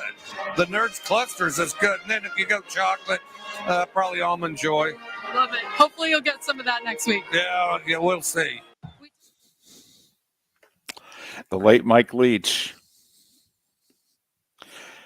I loved when he was giving out marital advice. All right. He would find out, and male or female, by the way, did not matter the reporter. He would find out that the reporter was engaged or was about to get married or just got married or what have you. And he would just stop what he was doing. It could be live on the sidelines during a game. It could be in his weekly presser or what have you. And I would just love when he starts giving out marital advice. It's very solid advice. Yeah, well, he was married a long time. Right. Smart guy. By the way, how amazing must his wife be? Okay, because first off, it sounds like he was never around. Only because he had so much time for everybody else. I was trying to think, well, how much time did he have for his wife and kids? Everybody's talking about all this time they spent with Mike Leach. I'm like, damn. But apparently he did a lot of late night talking. Like all of a sudden the phone would ring and be 11:30. Now, see, that's another reason why I loved Mike Leach. See, I'm a late night guy. Knock on someone's door, call them. To me, I don't believe that the world stops at 8:30, 9 at the latest. And now it seems as if that's, no, you can't call them. Why? It's after 9 o'clock. So? Going to be up for a few more hours? No, you can't. Wait till tomorrow. Oh. Mike Leach. And you still feel that way. That's an interesting take, David, because most of us felt that way until a certain point in our lives. I mean, the day didn't even start until 9 o'clock. For a guy like Felipe in his 20s, the day doesn't even begin until 9 p.m. So I get that. But as you have become middle-aged and then old, you still think an 11 o'clock phone call is okay. I do. I have no problem with it. None. Do you know anybody that would still answer the phone call at 11 o'clock because they would be awake? My best friend, close. He puts in long hours. Okay. But I think he crashes, at night. So I don't know if he'd still be up. But you know what I'm talking about. The 7:30 game. It goes 3+ hours. All of a sudden you pick up the phone, 20 to 11. You call your buddy. Hey, did you see that game? And then you get the other person that, who's that calling at this hour? It's just Moulton. For goodness sakes. I mean, I will say Danielson and I text each other right up until the time he goes to bed. He literally tells me, all right, I'm done with you. I'm going to bed. So maybe that's why I still have that gene. Well, see now, you kept saying calling. I will say, I appreciate the any hour text because it doesn't wake me up if I'm sleeping. Wake up at 3 a.m. and go, hey, look at that. Moulton text. Oh, crap. I fell asleep before that game was over. Must have been pretty good. I'll have to grab that highlight in the morning.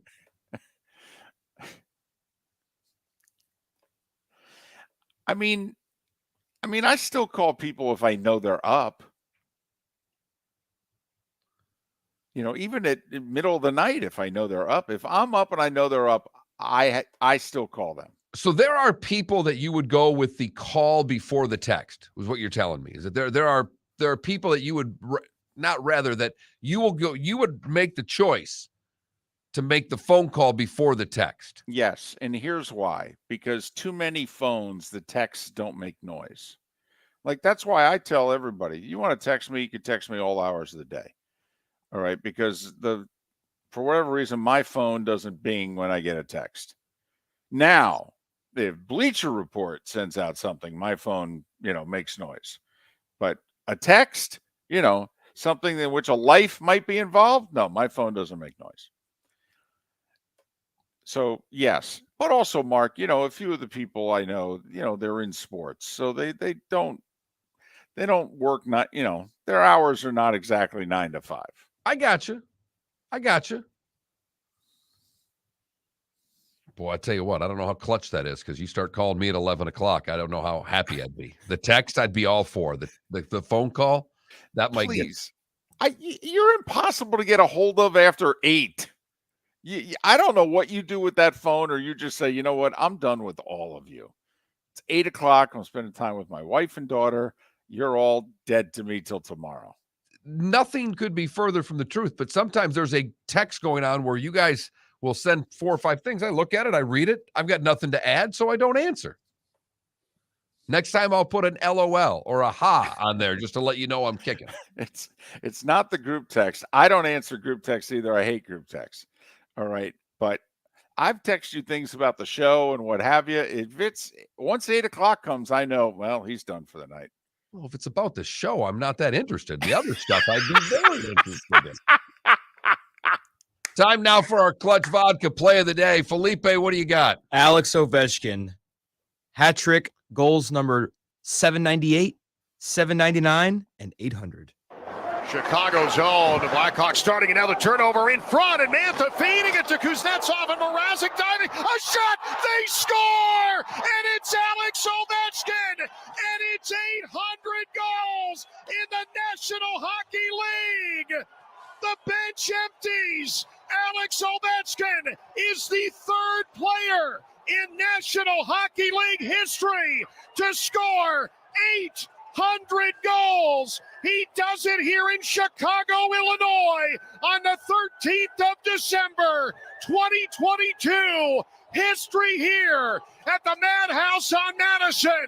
Alex Ovechkin, Gordie Howe, and Wayne Gretzky are now the only 3 skaters ever in National Hockey League history to score 800 goals. That's our Clutch Vodka play of the day. Alex Ovechkin now with 800 career goals, a 7-3 win for the Capitals over the Blackhawks. Nice to see the win when you get the goal. So many times milestones are reached when the team doesn't win the game. So love to see that he was able to get the win and the hat trick in the 7-3 win. That is our Clutch Vodka play of the day. That is Clutch with a K. Check them out at anywhere you buy vodka, and check out their Clutch Vodka Dolphin watch parties at Seaside in Bonita Springs. That's old school right there as a broadcaster.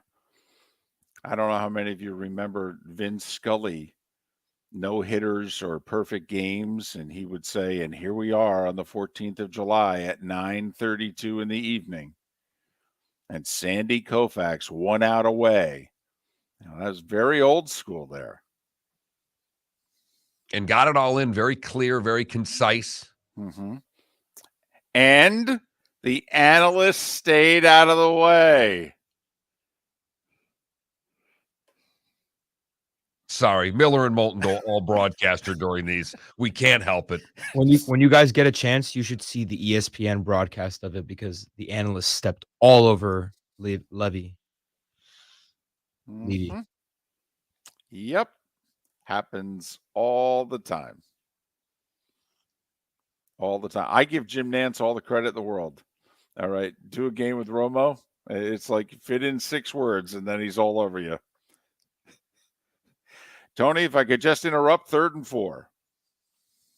Miller and Moulton, the Florida Sports Network. Miller and Moulton here for the Clutch Vodka play of the day.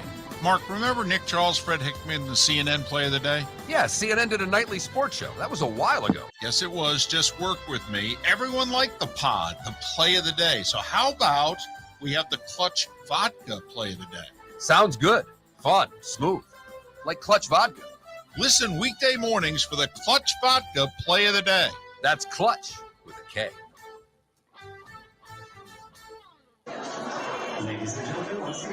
Yeah. Hi. Excuse me. Hey, the line starts back here. Ma'am, if your party's not here, you're gonna have to go around and get it. If you had the opportunity to avoid all this, wouldn't you?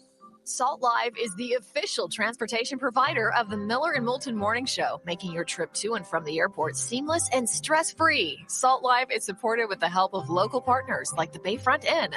Gather your family and friends and enjoy a leisurely day on the water with a pontoon or deck boat. If you prefer to explore the waterways without a motor, the Bayfront has canoes, standboards, and kayaks. At the end of your journey, enjoy lunch or dinner at the Bamboo Tropical Bar and Grill. The Bayfront Inn, something for everyone on 5th Avenue in downtown Naples. BayfrontInNaples.com. When you need a ride, book with Salt Live Transportation, 308-8686, or book on saltlivetransportation.com. Don't miss the Miami Dolphins watch party every Sunday at the Seaside Bar and Grill in Bonita Springs. Presented by Clutch Vodka. The Seaside will be serving Clutch Vodka drinks, including the awesome Bloody Mary bar at the Seaside. If you can't be at Hard Rock Stadium, come have fun at the best place in town to watch the Dolphins and enjoy the best, clean, crisp, smoothest vodka. That's Clutch with a K. Miami Dolphins parties every week at the Seaside Bar and Grill on Old 41 in Bonita Springs. Powered by Clutch Vodka. You are listening to Miller and Moulton on the Florida Sports Network.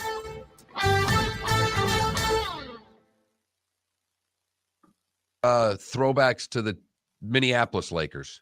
I don't know if they are city jerseys or throwback jerseys, but Then what good are you to me? I think there might be city jerseys. That's all. You're here for the NBA and you got nothing. No, I think they're the city jerseys.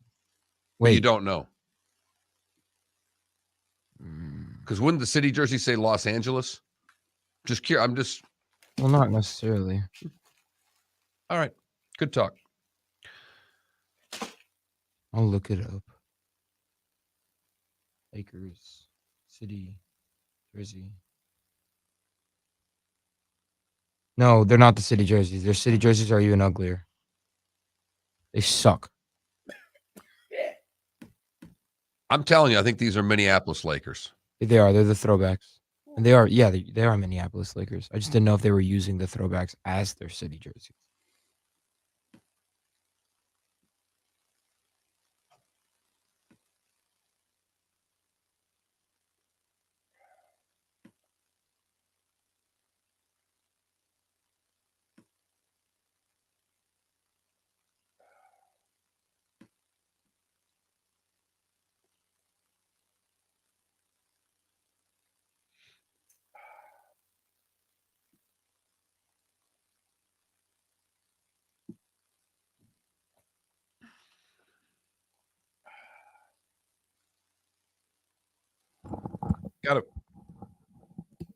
We got a few texts here on different things. If we want to start out with that, I don't know what you have. Totally. I actually like the rivalry thing. The more I think about it, the more I think that modern sports is really. I think it's hurt it. Yeah. And I think in the NBA, it isn't really a rivalry thing with teams anymore. It's more of just the one player versus the other player kind of thing. It has been that way for 40 years. No, I know, but it's even more of that. Yeah, but Mark, even with the whole marketing of stars, you had Knicks Heat, you had Pistons Bulls, you had the Yeah. Spurs Suns.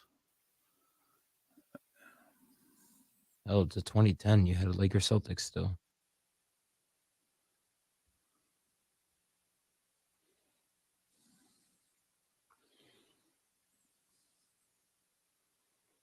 Trying to think of other NBA. First off, I mean, okay, no. and this is not just picking on the NBA because the same thing can happen in the NHL.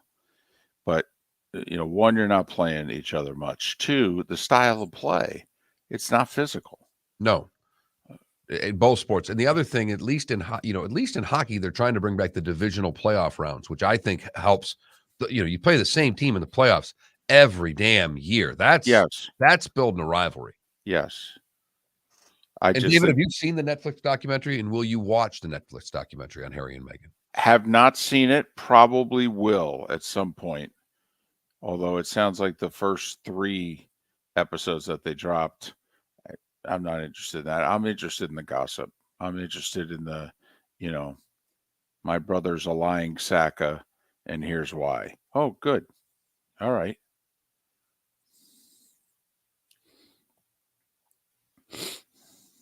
Got my annual Christmas package from my rich buddy who sends it every year to Dr. Eve and Mark Miller. Awesome. Sends it from the company. We get whatever it used to be chocolates. Now it's caramels. Yep. I'll tell you what the rivalry was from at least my generation, and it's no longer the same. But Warriors Cavs, that was the rivalry. For those 5 years, it was Warriors Cavs, or 4 years. Yeah, 4 years. The 4 years LeBron was in Cleveland. Right. Right.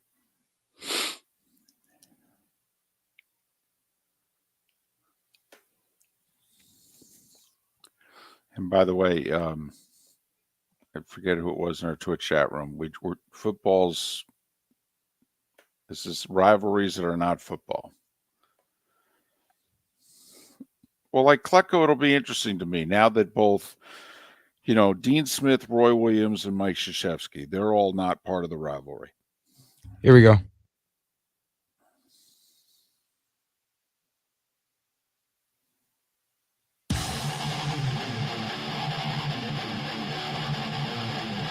You're listening to Miller and Moulton, exclusively on the Florida Sports Network. You have strong thoughts on weddings. I'm in the middle of planning one right now. Do you have any advice for me? Who are you marrying? His name is Trevor. Okay, yeah, well, I'll have to set up a meeting and I'll talk to him. Okay, so where's Trevor from? He's from Florida. What does Trevor do for a living? He works in sports as well, covers football. He does what? He covers football as well. Really? Well, I don't know. We'll keep a close eye on it, but whatever you and Trevor decide, I would kind of keep it on the down low, which you failed to do that. Trevor was probably planning to, but you didn't. So go ahead and don't say anything else about it. But as soon as the season's over, or even an off week, go elope. Trust me on that. Go elope. The late Mike Leach. Everybody's got their stories or their remembrances in the last 24 plus hours. And so we're sharing some of those interviews, some of those moments that we can get our hands on. There are hundreds of them, but just trying to entertain you on this hump day edition of Miller and Moulton here on the Florida Sports Network, floridasportsnetwork.com. He was an OC at Valdosta State when he applied to be the head coach of the Key West Conks. They said he was overqualified. How things may have changed if they would have accepted him as their head right, coach, and how we would have all been worse off for it. No doubt about it. No doubt about it. Offensive coordinator with Hal Mummy in D2, and then they both took their act to Kentucky. And, he was the one that came up with the name Air Raid. Hal Mummy had an interview just a couple of weeks ago in which he said Leach was the one who came up with the name. He said he thought it would help market it. So obviously he was the one that was the most successful with the Air Raid, but it actually originated under Hal Mummy.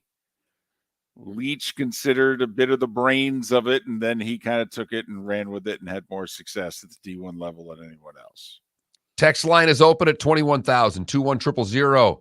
If you want to text the show, we've been getting texts throughout the show. We were talking about rivalries earlier in the show, and, it's funny that people point out what they think their rivalry is. Lightning, I think a Panthers fan. What about Lightning and Panthers rivals? They've played one playoff series. That's not a rivalry. I was going to say, we have all in this state wanted it to be a rivalry. It's actually why we've really enjoyed these last couple years for the Panthers. We're like, hey, cool. We're going to get the Lightning and the Panthers in a playoff series. And we got a really intense good one, and then a dud. Someone saying it used to be the Knicks and the Heat, and that was a great rivalry for a period of time. Someone just sent in Braves versus Mets. You're a Mets guy, David. Do you look at the Braves as a rival? Well, what's interesting to me, like if you talk to Heat fans hate the Knicks far more than the Knicks hate the Heat, which is interesting because the Heat have had far more success. It's the same thing with Braves Mets. Mark, it's got to be the New York thing because, man, do Braves fans hate the Mets. Yeah, they do. And I laugh because I'm like, my goodness, you beat them like a drum.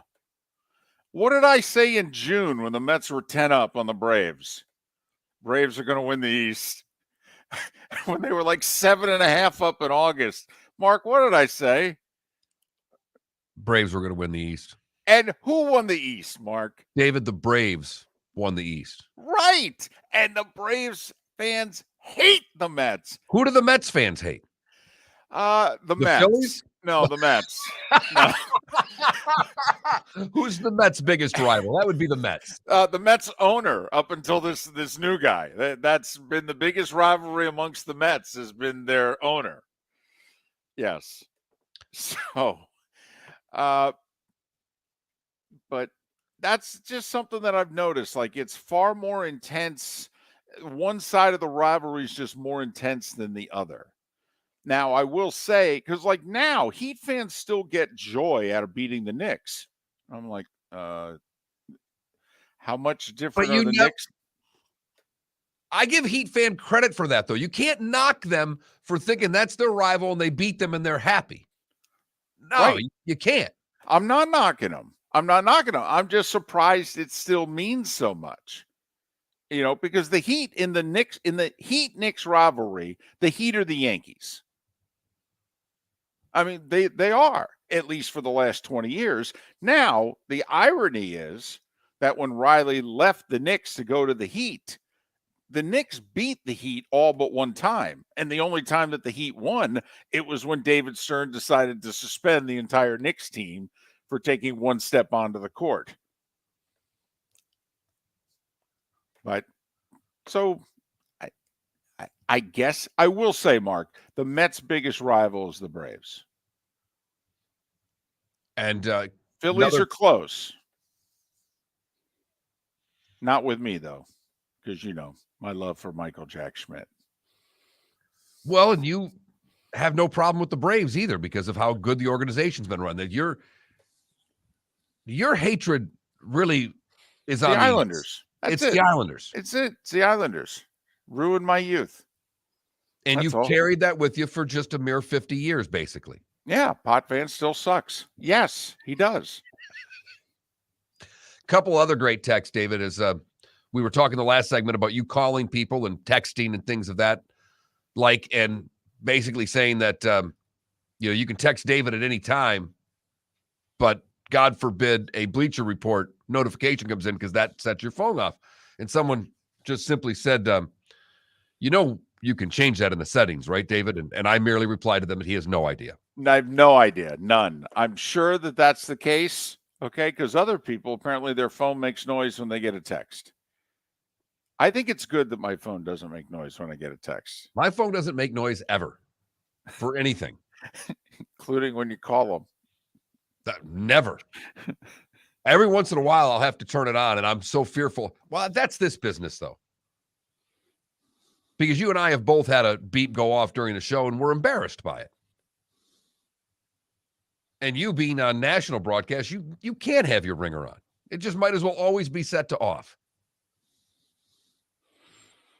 I know. And the other day, when I was using my phone as my alarm, it was set to off. That was a real problem. Tech Time with David coming up in the bonus hour. We'll do that at 9:18, where we can see if we can get David to switch his phone over where notifications from Bleacher Report don't go off anymore. No way. No way. But I'm curious what the folks in the text line have said in terms of the rivalries, because the realization that we're coming to, and we're taking football out of it. We're talking about non-football rivalries. And we just believe, for one reason or another, that the 21st century rivalries are not nearly as intense. And we stumbled upon something during a commercial break, like in basketball and hockey. How could the rivalries be intense? The game isn't even physical anymore. I mean, it's not in the regular season. And that's what you really need. I mean, you can't just have a playoff rivalry. It also extends into the regular season, even if you only play one another. Like when the Lakers and the Celtics in the day, okay, they only played twice. Both teams knew it. Both fan bases knew it. It was circled. And where the playoffs can start it, I'm trying to, David, help me out, that I could have sworn there was a baseball series that there's a payback coming from this baseball playoffs. And I'm just trying to rack my brain. There was a couple of hit by pitch. That's how they can start. Baseball can very simply start by a guy getting plucked in the postseason, or a guy celebrating too long in the postseason, or a guy doing something in the postseason that, all right, I'm not throwing at him in game 6 because it means too much. Right. But next year. But hopefully we see these guys in April or May, because I'm going to put one right in his behind. Well, wasn't it a little bit of Guardians Yankees? Didn't a couple of Guardians pitchers, I thought, hit a couple Yankees, and the Yankees, I think, were taking numbers, kind of like, well, we got to get through you right now, so we're not going to retaliate. But you wait for that Tuesday in Cleveland, buddy. Garrett Cole's going to hit somebody in the ear hole. And baseball may be the best sport at holding a grudge. And grudges are important to rivalries. But even baseball, beginning this coming season, I believe, is going to do the everybody plays everybody, right? Now, they don't play everybody home and away, but they at least play everybody. I think everybody does at least a 3-game series against everybody. I think that starts this coming season. And I think we're going to have less division games because of it. Which I'm fine with, because they were playing 20 division games, for crying out loud. Yeah, 18. It was a lot. There's no doubt. You can take that to 12 and take up 2 series and be fine. And I think that's what they're doing. I think they're cutting it back to 12 or 13 in terms of division. I don't know if that starts in 23 or it's starting soon, but I think that was something that came out of the last CBA. A couple people have pointed out that Brooks and Bryson had a little rivalry going. There's no doubt. Rory has a rivalry with everybody on the Live Tour, but the problem is they don't play one another. Except in the majors.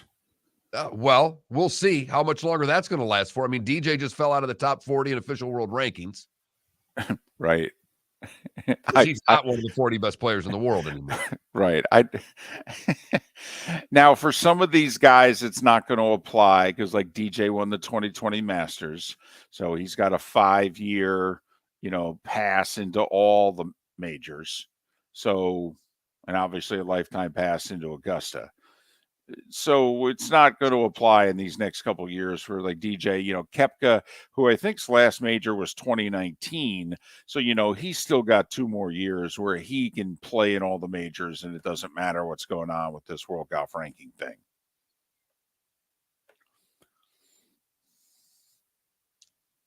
That's the rivalry I think Miller and Moulton are most interested in. The only problem is we know you're not as interested in we are, and 2, they don't play one another. Yeah, but I'll tell you what, even the people who are sick of when we talk LIV, they wouldn't mind the President's Cup going away and have it be PGA Tour versus LIV. I think they'd sign up for that. They'd be like, yeah, once every 2 years, I couldn't make that happen fast enough if I was running golf right now. It won't, because the President's Cup's another cash grab for the PGA Tour, and they're not going to end that money train. Someone in our Twitch chat room talked about Jeff Gordon against Dale Earnhardt. And of course, the irony of ironies was they were meeting behind the scenes from a business standpoint, making sure that they both grew their empires continuously. But Earnhardt would then come out from behind that little business meeting, and he'd be like, that little whippersnapper. All right, we're going to get him on the track. They raced like rivals, though, because they were both so good. No doubt. No doubt. Well, I mean, let's be honest. I mean, everybody on the track was a rival with Earnhardt. Take anybody out. But Earnhardt was he was a rival with anybody that was ahead of him, and he felt Gordon's pressure coming. He didn't have that kind of pressure from any other driver in a long time. Now, we're biased, obviously, because he's from our neck of the woods, but it's one of the things that I thought it's great about Ross Chastain. Hey, this will be good if he's going to remain a top driver. And now for the next 5 years, we can actually have guys on the track that don't like one another. That's last time I checked, this sport did pretty well for about 40 years when that was the case.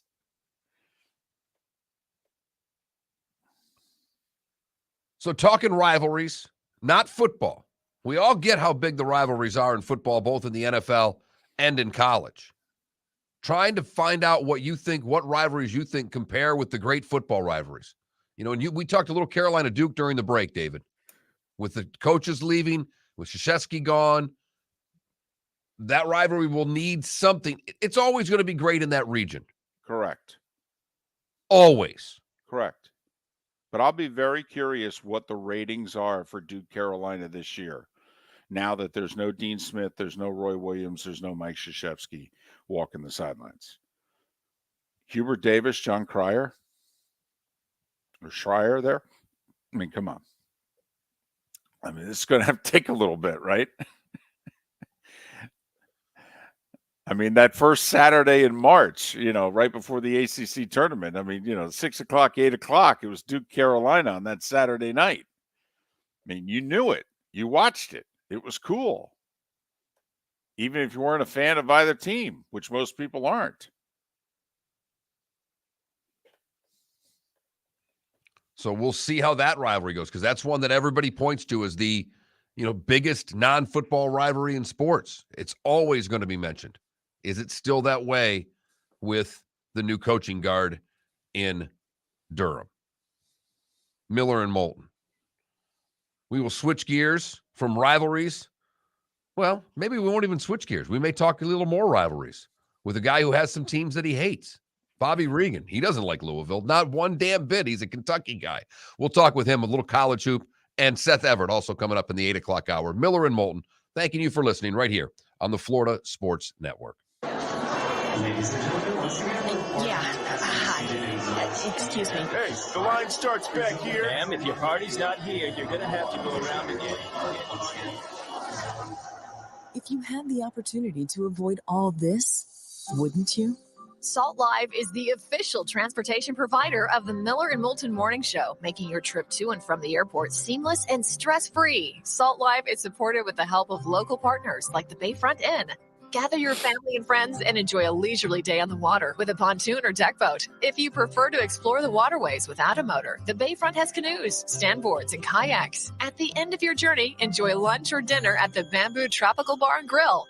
The Bayfront Inn, something for everyone on 5th Avenue in downtown Naples.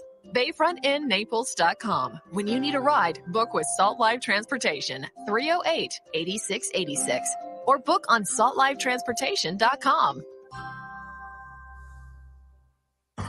Don't miss the Miami Dolphins watch party every Sunday at the Seaside Bar and Grill in Bonita Springs, presented by Clutch Vodka. The Seaside will be serving Clutch Vodka drinks, including the awesome Bloody Mary bar at the Seaside. If you can't be at Hard Rock Stadium, come have fun at the best place in town to watch the Dolphins and enjoy the best, clean, crisp, smoothest vodka. That's Clutch with a K. Miami Dolphins parties every week at the Seaside Bar and Grill on Old 41 in Bonita Springs, powered by Clutch Vodka. Mark Miller for SWFL Golf Carts, or online, flgolfcarts.com. If you're looking for a golf cart, an e-bike, or an e-motorcycle, go visit Alex and the gang at SWFL Golf Carts. flgolfcarts.com online. Check out their whole inventory. If you're looking for a custom cart, they can take care of you. 2-seater, 4-seater, 6-seater, they've got you covered. E-bikes, nobody better for value and service. E-motorcycles, check them out. Again, flgolfcarts.com. flgolfcarts.com. Miller and Moulton here for the Clutch Vodka Play of the Day. Mark, remember Nick Charles, Fred Hickman, the CNN Play of the Day? Yeah, CNN did a nightly sports show. That was a while ago. Yes, it was. Just work with me. Everyone liked the pod, the Play of the Day. So how about we have the Clutch Vodka Play of the Day? Sounds good. Fun. Smooth. Like Clutch Vodka. Listen weekday mornings for the Clutch Vodka Play of the Day. That's Clutch with a K. David Moulton for Napa, Napa Auto Parts, and Napa Filters. Insist on Napa Filters for your vehicles, or if you're a do-it-yourselfer, only buy Napa filters. Napa has a filter for almost anything on earth that moves, whether it's motorcycles, foreign and domestic cars, vans, SUVs, earth-moving equipment. You get the idea. Napa Auto Parts, Napa filters. Insist on them for your vehicles, or if you're a do-it-yourselfer, only buy Napa filters. You were listening to Miller and Moulton on the Florida Sports Network.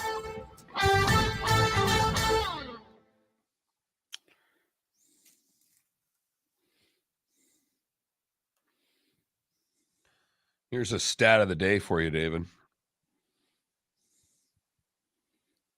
Hang on.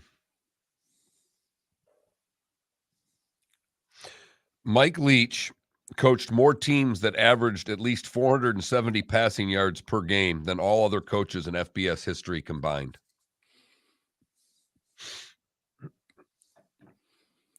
He also has the most wins against ranked teams while being an unranked team than any coach ever. That's a great job of using the banana as a pointer. Thank you. Mark, I am gifted. It's just in completely useless things.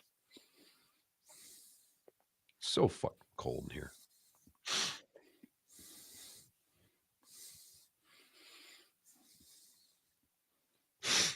It's keep a hoodie in your car season.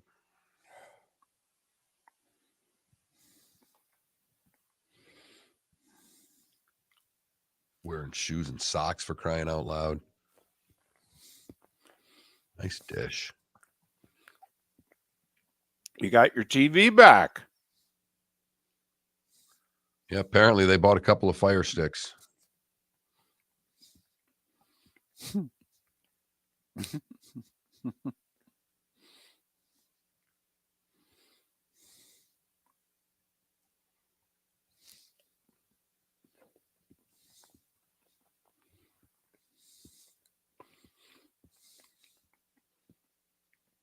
Are we going to do a Leach thing here, or would it be not appropriate with? Probably not appropriate. Probably don't have to do one here with Reagan on. Okay.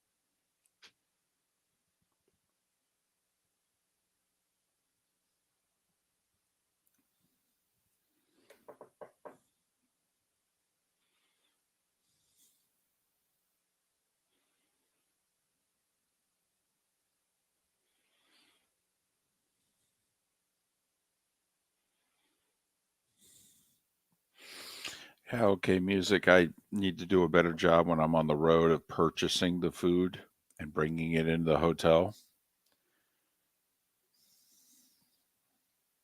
And I don't. The other thing, believe it or not, it was easier with Fox. They seemed to put us in more downtown hotel locations. And so there was stuff within a block or so that you could walk and purchase.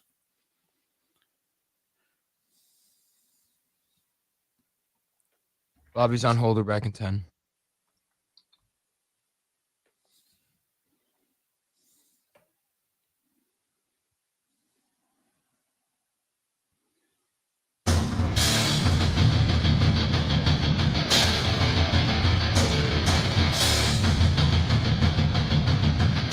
You are listening to Miller and Moulton, exclusively on the Florida Sports Network. And now here's Mark Miller and David Moulton.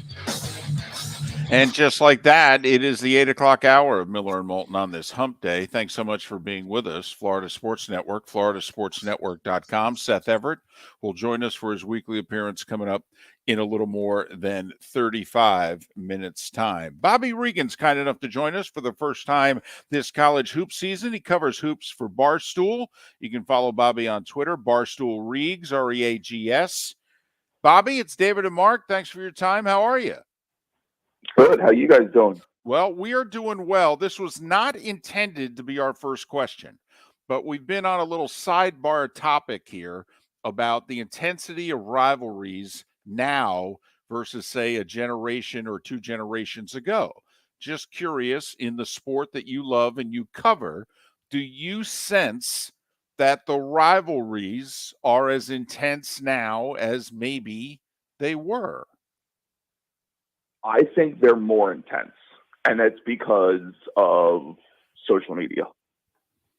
Because you can't get away from it, right? Like, and you guys and even myself, I'm 35, so I got to grow up in an era pre-social media, pre-internet, to now obviously everyone knows how to work a smartphone to social media.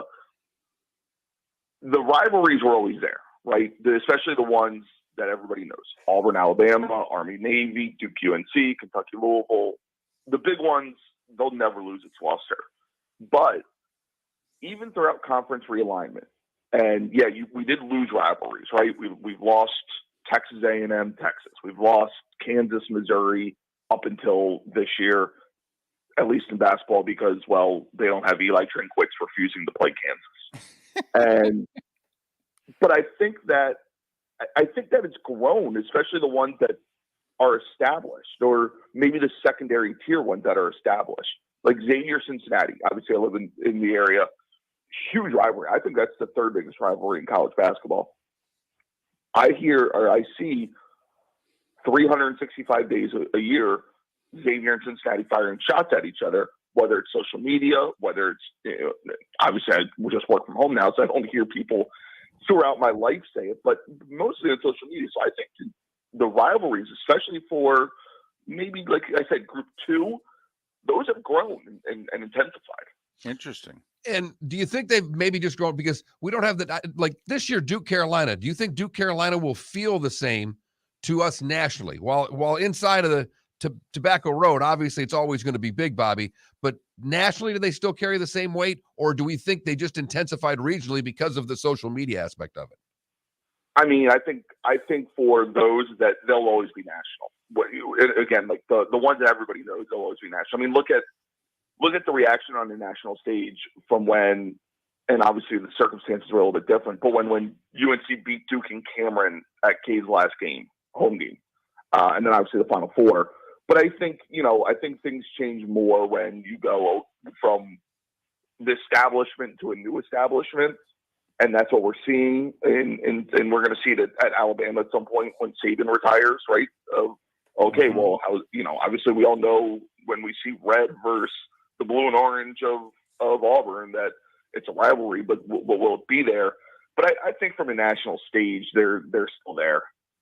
He's Bobby Regan. He covers college hoops and hoops for Barstool. You can follow him on Twitter at Barstool Reags, R-E-A-G-S. Well, you mentioned Alabama, and is it possible that their basketball team this year is going to be better than their football team? They might. They look good. Yeah. Now, I'm a little weary because they kind of went down this path last year. Last year they started, let me pull up the exact record. Last year they started 8-1 and then lost to Memphis. They obviously won last night and then struggled down the stretch. So now here they are at 9-1. If they would have lost to Memphis last night, they would have had the same exact start. So I do think they're good. I really like the way they play. They have obviously experienced guard and Javon Quinterly and Mark Sears. They're freshmen, especially Brandon Miller, unbelievable. And yeah, I mean, it wouldn't surprise me if they look better than the football team. I know the football team finished, 5th? They're the first ones out. I could see Alabama easily finishing top 10 in college basketball. Who's the most overhyped team in college basketball right now? You know, we had fun with college football when A&M and Michigan State and Notre Dame were ranked, and we called them frauds before they started. College basketball, the polls have changed so much in 5 weeks. It's incredible. Yeah, so before the season, it was definitely Creighton. That's been proven correct. They can't be the answer anymore because that's how kind of bad they are. You know, Maryland is a team that I've been kind of calling out as frauds. We see it every year, and listen, they're better than what we thought, right? But, you know, they were picked to finish, I think, 9th in the Big Ten. Obviously, Kevin Willard's first year. What happened, though, is they get the neutral court win over St. Louis, which ends up being a whatever win now. But at the time, people were like, oh, my God, look what they did. They followed that up by beating Miami, and then they beat Illinois at home. Okay, great. Illinois just got pounded by Penn State in Illinois. St. Louis has fallen off. Miami is a fine team. You know, it's a win that you feel good about if you're on the bubble type thing. And then they lost to Wisconsin and Tennessee where they haven't scored 60 points. So I think Maryland is a little overhyped. They peaked at 13. And again, it happens every year. The team wins early games. They get up to, you know, somewhere around 10 to 15, and then they lose and everyone forgets about them. That's Maryland to me. All right. The big three undefeateds are Purdue, Virginia, Connecticut. They're 1, 2, 3 in the polls. Who's number one to you right now? Oh, I think it's Connecticut. Connecticut or Purdue. It's either. I don't know. Like, it's Connecticut or Purdue. It's one of the two. I want to say Connecticut. They haven't had a scare yet. They've won every game by double digits. Obviously, they've a bunch of notable wins. But so does Purdue. Like, Purdue has one scare, and it was Nebraska, which is kind of like what happened there. But I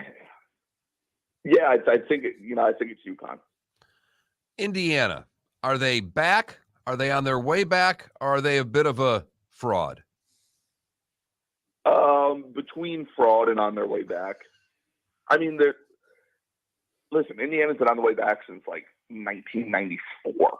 So this is 30 years in the making. It feels like. I know they had the one run to the title game with Tom Coverdale, but yeah, like, you just don't win when your best players, Trace Jackson Davis, and you have to play through without like inconsistent guards. So they're going to be fine. Like, they'll probably end up being a 4 seed, 5 seed type thing, but I don't think they're title contenders in the slightest bit. And if you're Indiana, like, that's being back. You are in the national title talk at least. What do we think is possible with Chris Beard in Texas? Like, we were trying not to be irresponsible on the show yesterday, but Bobby, in the day and age that we live in, barring a complete exoneration, is he going to have a career going forward? No, you got to fire him. I mean, the affidavit is horrific, and you know, I know we're talking about obviously allegations, but you know, when he said during his meeting with the judge, I forget, one of the Texas reporters, and I wish I remembered his name to give him credit, had said that, or, you know, had tweeted out the dialogue, and Chris was like, "Well, I have audio that makes it sound, you know, that shows that I was in self-defense and not attacking first." And then the judge said, "Well, can you play it?" And he's like, "No." So it's like, okay, well, why would you say that then? So obviously, if these allegations are true, and you know, I would say to say that for legal reasons. If these allegations are true, you got to fire him, and he can't coach high-level college basketball. I mean, one of the things with, yes, you know, high-level college basketball is a business, right? It's bringing money in for a university and having to win, and we all understand that. But it's also 18 to 22-year-old guys going through, you know, the transition from high school to professional life. You can't have a guy with those allegations, you know, leading them. And that's what a coach is. That's part of the job, right? You know, how many times do we hear, guys after they leave college going, that coach is like a father to me. Well, call me crazy. I don't want my father to be accused of strangling people. So I think if those allegations are what I think Texas should do, and what it sounds like they're kind of going to end up doing, is suspend them without pay, which they've already done, until this is, figured out from a legal standpoint. And then if it's true, you fire them. The SEC's got 3 teams in the top 10. None of them are named Kentucky. Is that the best conference in the country this year? I still think it's the Big 12. The SEC is definitely better. I think the SEC is probably the second best. You still have the bottom, right? Vanderbilt, Georgia, South Carolina, and I don't really like, those teams are bad. That's the nicest way to put it. The Big 12 doesn't really have that. Their worst team is maybe Iowa State or Kansas State, who, you look and Iowa State made the PK 85 title. You look and it's Kansas State has wins over LSU and Wichita State and Nevada. So, I think it's the Big 12 still. And we got about a minute left. Could we have the fairy tale this year? The Cougars in Houston? I mean, yeah, I think Houston is one of the best teams in the country. And it makes a lot of sense why people would say that. You can not only get a fairy tale, you can get an all Texas fairy tale, right? I think Baylor has a chance to get there. Texas, take away the Chris Beard stuff, they have the talent to make a Final Four and to win a title. You could talk, it would not be out of the realm of craziness to say 3 Texas teams are playing in Houston for a national champion. And to think we thought it was a football state. He's Bobby Reagan. He covers hoops for Barstool. Follow Bobby on Twitter at Barstool Reags, R-E-A-G-S, Barstool Reags. Bobby, hope to do this every month if you're up to it. Yeah, absolutely. Just let me know. Bobby Thanks, Reagan. Bobby. Appreciate it. Kind enough to join us once again here on Miller and Moulton. He can do NBA too, but we like talking. That's college is his passion. Right. He's a Kentucky fan, by the way. We didn't get to ask him, is he going to enjoy the fact that Louisville's going to go like 2-29 this year? And he is. Yes. He is. The rivalries are alive and well. That one in particular for Bobby Reagan. Miller and Moulton, Seth Everett in 25 minutes right here on the Florida Sports Network. Miller and Moulton here for the Clutch Vodka Play of the Day.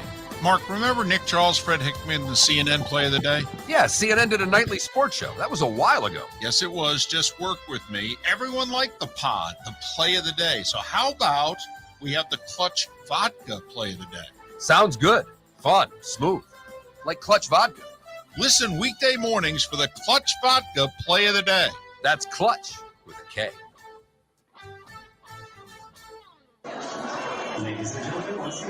Yeah. Hi. Excuse me. Hey, the line starts back here. Ma'am, if your party's not here, you're going to have to go around again. If you had the opportunity to avoid all this, wouldn't you? Salt Live is the official transportation provider of the Miller and Moulton Morning Show, making your trip to and from the airport seamless and stress-free. Salt Live is supported with the help of local partners like the Bayfront Inn. Gather your family and friends and enjoy a leisurely day on the water with a pontoon or deck boat. If you prefer to explore the waterways without a motor, the Bayfront has canoes, standboards, and kayaks. At the end of your journey, enjoy lunch or dinner at the Bamboo Tropical Bar and Grill. The Bayfront Inn, something for everyone on 5th Avenue in downtown Naples. BayfrontInNaples.com. When you need a ride, book with Salt Live Transportation, 308-8686, or book on saltlivetransportation.com. Mark Miller for SWFL Golf Carts or online, flgolfcarts.com. If you're looking for a golf cart, an e-bike, or an e-motorcycle, go visit Alex and the gang at SWFL Golf Carts. flgolfcarts.com online. Check out their whole inventory. If you're looking for a custom cart, they can take care of you. 2-seater, 4-seater, 6-seater, they've got you covered. E-bikes, nobody better for value and service. E-motorcycles, check them out. Again, flgolfcarts.com. flgolfcarts.com. You were listening to Miller and Moulton on the Florida Sports Network.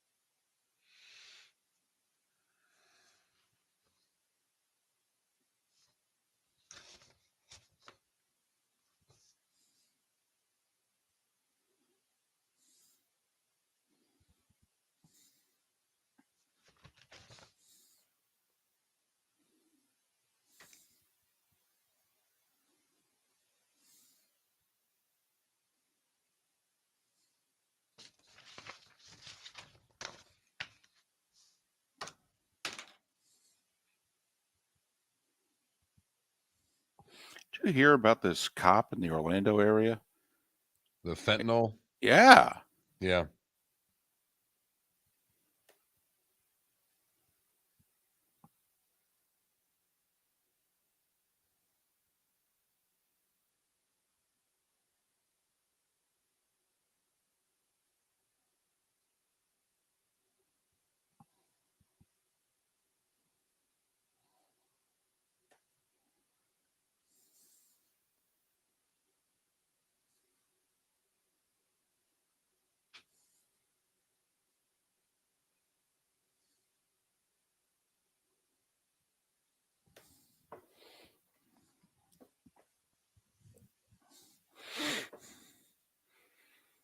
Felipe, you're doing a leech thing here? He's not in there.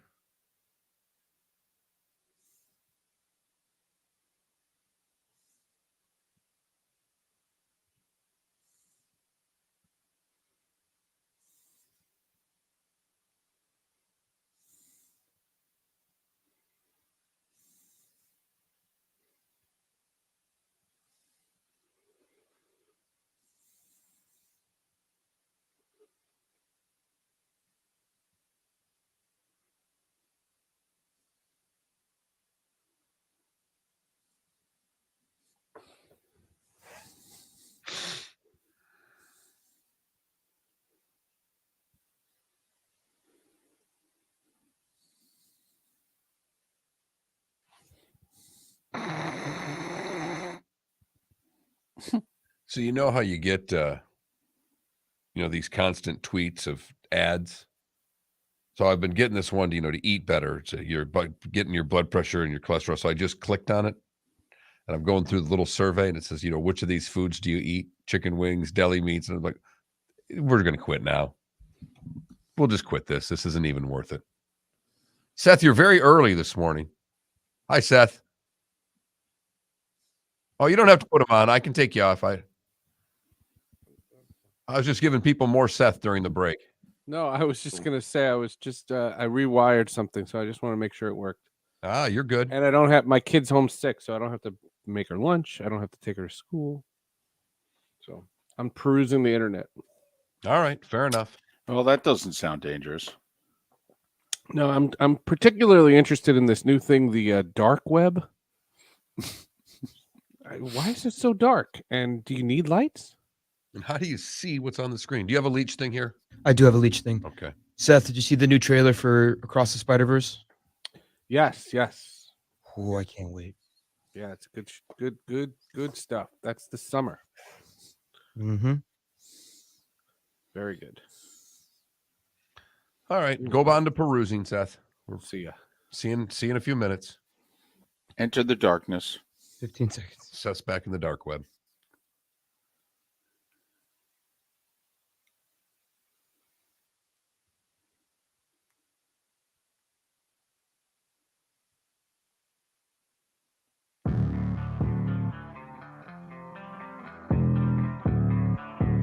Thanks for listening. And now, more of Miller and Moulton on the Florida Sports Network.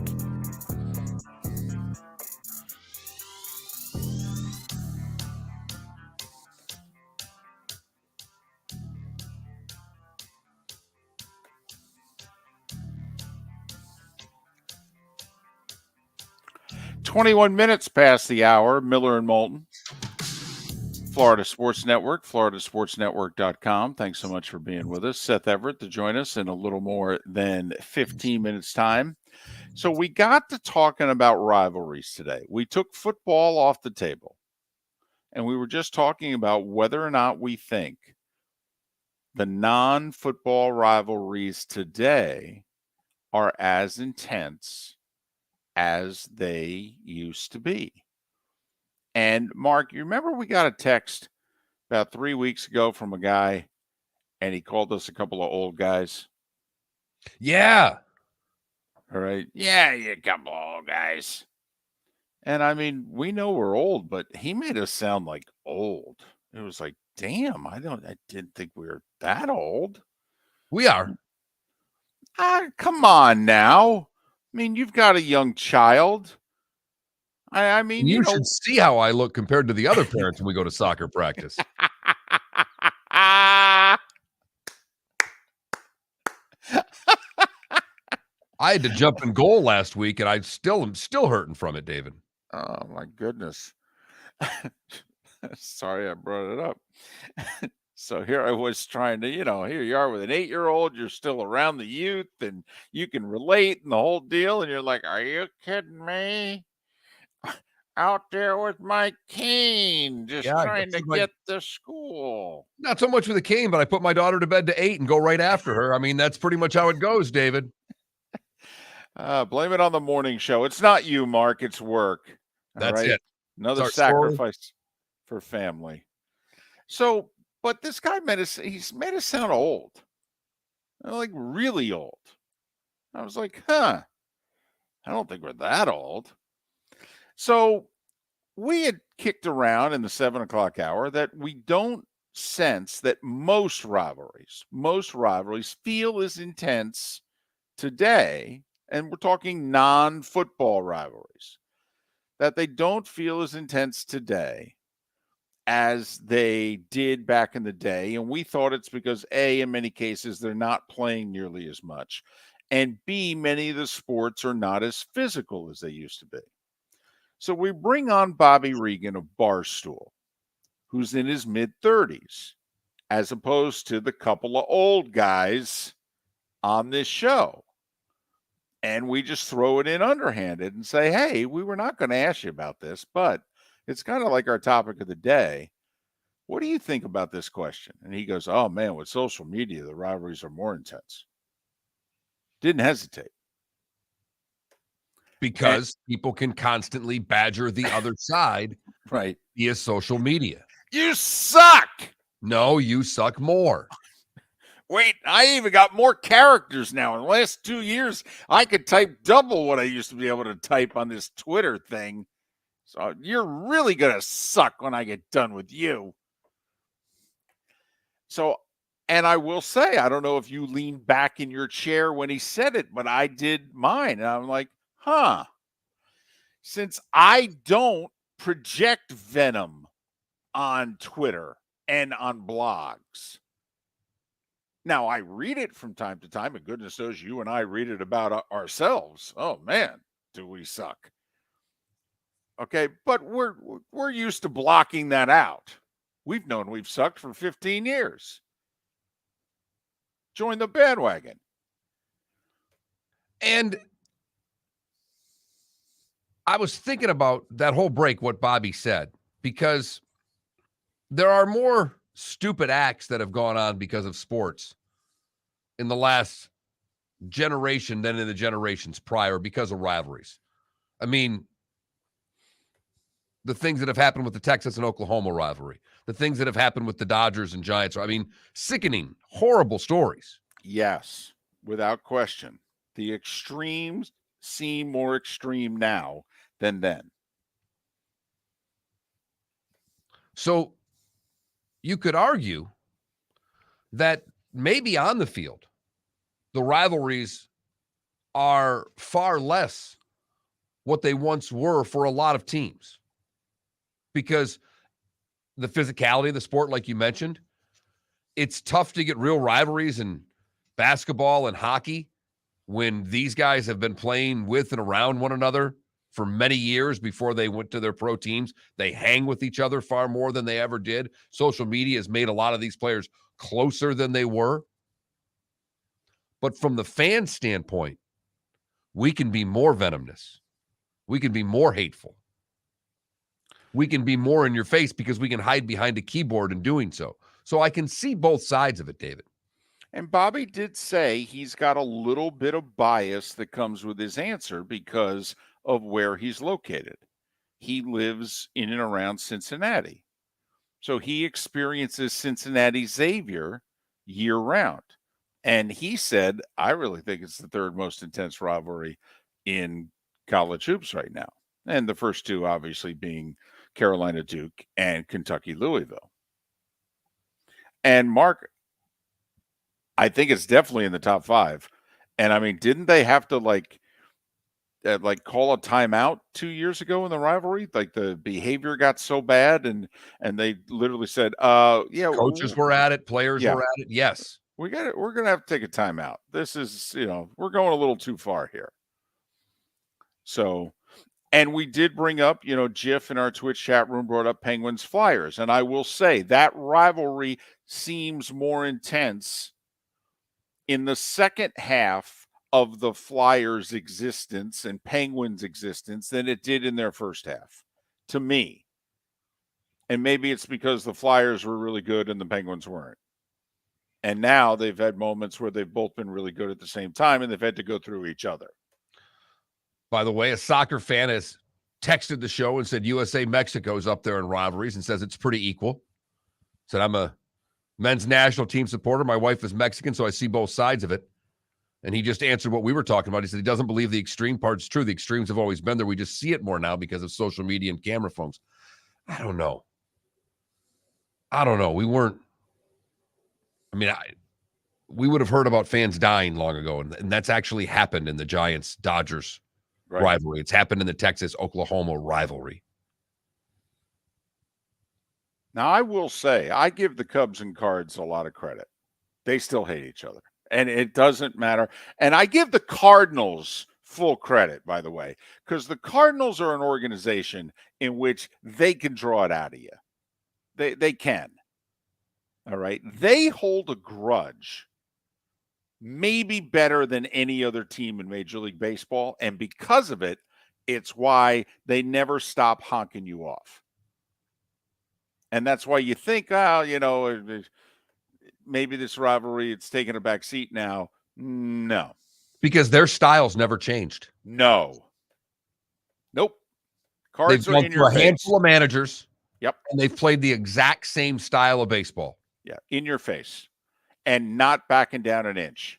Herzog's Cardinals didn't do it. Goodness knows La Russa's Cardinals didn't do it. All right. And even in the last 10 years, they've had nothing but Cardinals guys take over after La Russa. But so that's all. Just do rivalries feel non-football, do your basketball, baseball, hockey rivalries feel as intense now as they were a generation or so ago? 21,000 is the text number, 21-000. If you've never texted the show before, you need to text the keyword FSN Radio. Do that one time, and you are enjoying a lot of the first-time texters today. So thank you for your participation and a little fun with rivalries here on a Wednesday. Seth Everett will join us in about 10 minutes' time. We'll get his take on this subject and anything else Seth wants to talk about, because that's kind of what the segment's turned into, David. Logic Man in our Twitch chat room says he remembers going to the vet and as a Cowboys fan and getting, physically attacked and what have you. Now we do it in the parking lot, Logic Man. We don't even wait to the stadium. Mark Miller for SWFL Golf Carts, or online, flgolfcarts.com. If you're looking for a golf cart, an e-bike, or an e-motorcycle, go visit Alex and the gang at SWFL Golf Carts. flgolfcarts.com online. Check out their whole inventory. If you're looking for a custom cart, they can take care of you. 2-seater, 4-seater, 6-seater, they've got you covered. E-bikes, nobody better for value and service. E-motorcycles, check them out. Again, flgolfcarts.com. flgolfcarts.com. Don't miss the Miami Dolphins watch party every Sunday at the Seaside Bar and Grill in Bonita Springs, presented by Clutch Vodka. The Seaside will be serving Clutch Vodka drinks, including the awesome Bloody Mary bar at the Seaside. If you can't be at Hard Rock Stadium, come have fun at the best place in town to watch the Dolphins and enjoy the best, clean, crisp, smoothest vodka. That's Clutch with a K. Miami Dolphins parties every week at the Seaside Bar and Grill on Old 41 in Bonita Springs, powered by Clutch Vodka. Yeah. Hi. Excuse me. Hey, the line starts back here. Ma'am, if your party's not here, you're going to have to go around again. She called me yesterday. If you had the opportunity to avoid all this, wouldn't you? Salt Live is the official transportation provider of the Miller and Moulton Morning Show, making your trip to and from the airport seamless and stress-free. Salt Live is supported with the help of local partners like the Bayfront Inn. Gather your family and friends and enjoy a leisurely day on the water with a pontoon or deck boat. If you prefer to explore the waterways without a motor, the Bayfront has canoes, standboards, and kayaks. At the end of your journey, enjoy lunch or dinner at the Bamboo Tropical Bar and Grill.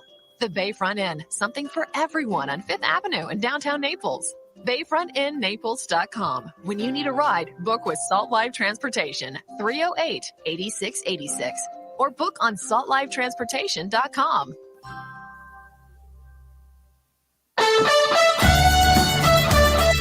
You are listening to Miller and Moulton on the Florida Sports Network.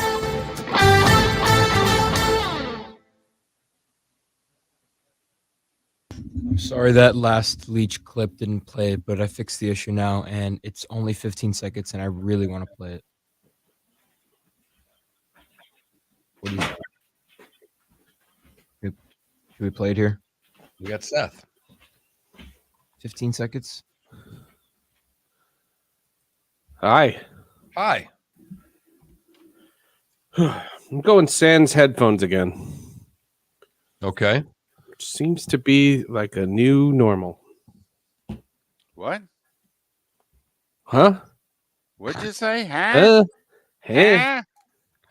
So we were just changing notifications on our phones, David. It's okay.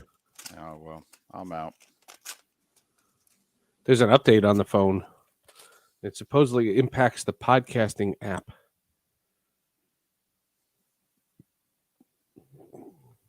That's why I have been alerted to it via the soon-to-be destroyed Twitter. How long you give Twitter, Seth? Spring. Seriously. Come on. I think I don't want it to disappear. I love it. I still love it. I've had very funny things happen to me on Twitter. John Cena just followed me on Twitter. And you don't get that kind of stuff on Instagram. Instagram's boring. Is that where we're going to have to go to for everything when Twitter dies? I'm not joining all going these to die. $44 billion. He's not going to let it die. Well, if 90% of their ad sales have pulled out and only a handful have returned to the platform, I don't know how they're sustaining revenue. But I don't care because it's not my company. I just don't want it to one day I push the button and it does not there.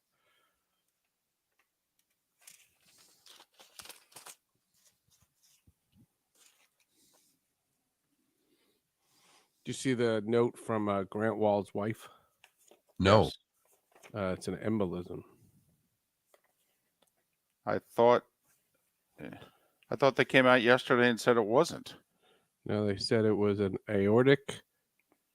ascending aortic aneurysm with hemopericardium. Nothing nefarious whatsoever. Well, the brother I know came out yesterday and was like, "Hey, man, I was He wrong." apologized. Yeah. Okay. Hey, I don't blame him. The whole thing. I mean, considering they detained him and yeah, sure. And he wrote that scathing article on the day before. And he had received death threats over there, so I could see. Yeah. And I mean, let's face it, their human rights track record, they don't get the benefit of the doubt. They're correct. My thing was, well, I'll tell a story on the segment, but I was with MLB in Japan and I got sick, and the treatment it made me question what Grant was doing that week, and I talk about it on the podcast. Because I didn't go to a doctor. I went to the MLB trainer, and he gave me some, random pill and said, "Here, take this."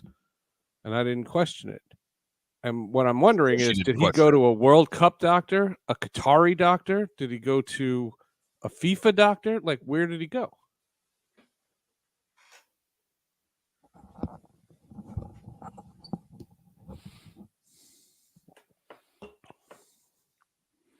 We were going to have him on the podcast second week in January.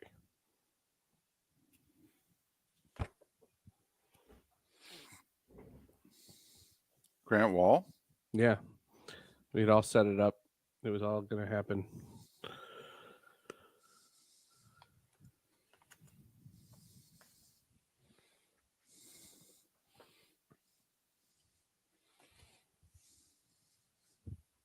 30 seconds. I have a 15-second leech clip here. Do I play it? Yes or no? Yes, if you can get it to work. I got it. Sorry about last time. Oh, if it jams up, it's not your fault.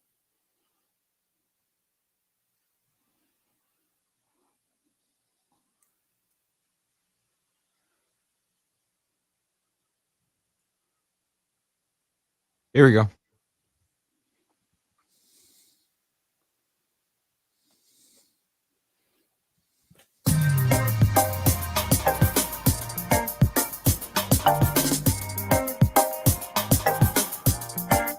Welcome back to Miller and Moulton, only on the Florida Sports Network.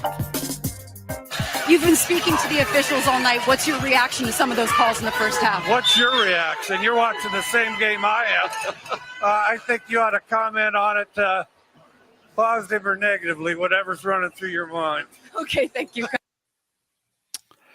That was just a month or so ago, a little more than that. Mississippi State at home against Georgia. And the calls were not going Mississippi State's way in the first half, so much so even the national broadcast on ESPN was like, this isn't very good. So that was Mike Leach walking the whole time, by the way, walking towards the locker room while giving that interview. The late Mike Leach. We've been playing clips and stories of Mike Leach throughout the show today. Miller and Moulton, the Florida Sports Network, floridasportsnetwork.com. One of our storytellers, one of our longest guests, Seth Everett, joins us at this time every week. You know, Sports with Friends, Hall of Justice text stream. Follow him on Twitter, Seth_Everett. How are you, buddy? I'm good. How are you guys? Thanks for having me. It's a nice place you have here. Could I offer you a drink? Maybe something to eat. Sure, How about a Fresca? Thanks. This is nice. Hey, I did not realize this. Yeah. But Grant Wall, who died suddenly, tragically, just a few days ago, I did not realize that he was going to be on Sports with Friends soon. Well, we were working on it. I had we have about 7 million mutual friends.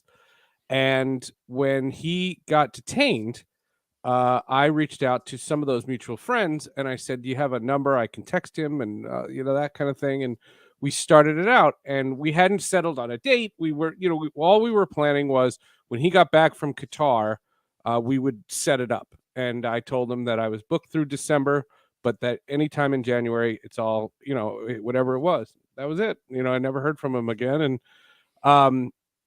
on the podcast, we changed our plan. Originally, we were supposed to have Scott Hansen, the host of the NFL Red Zone. Mm-hmm. But Scott was very cool. He agreed to do it next week.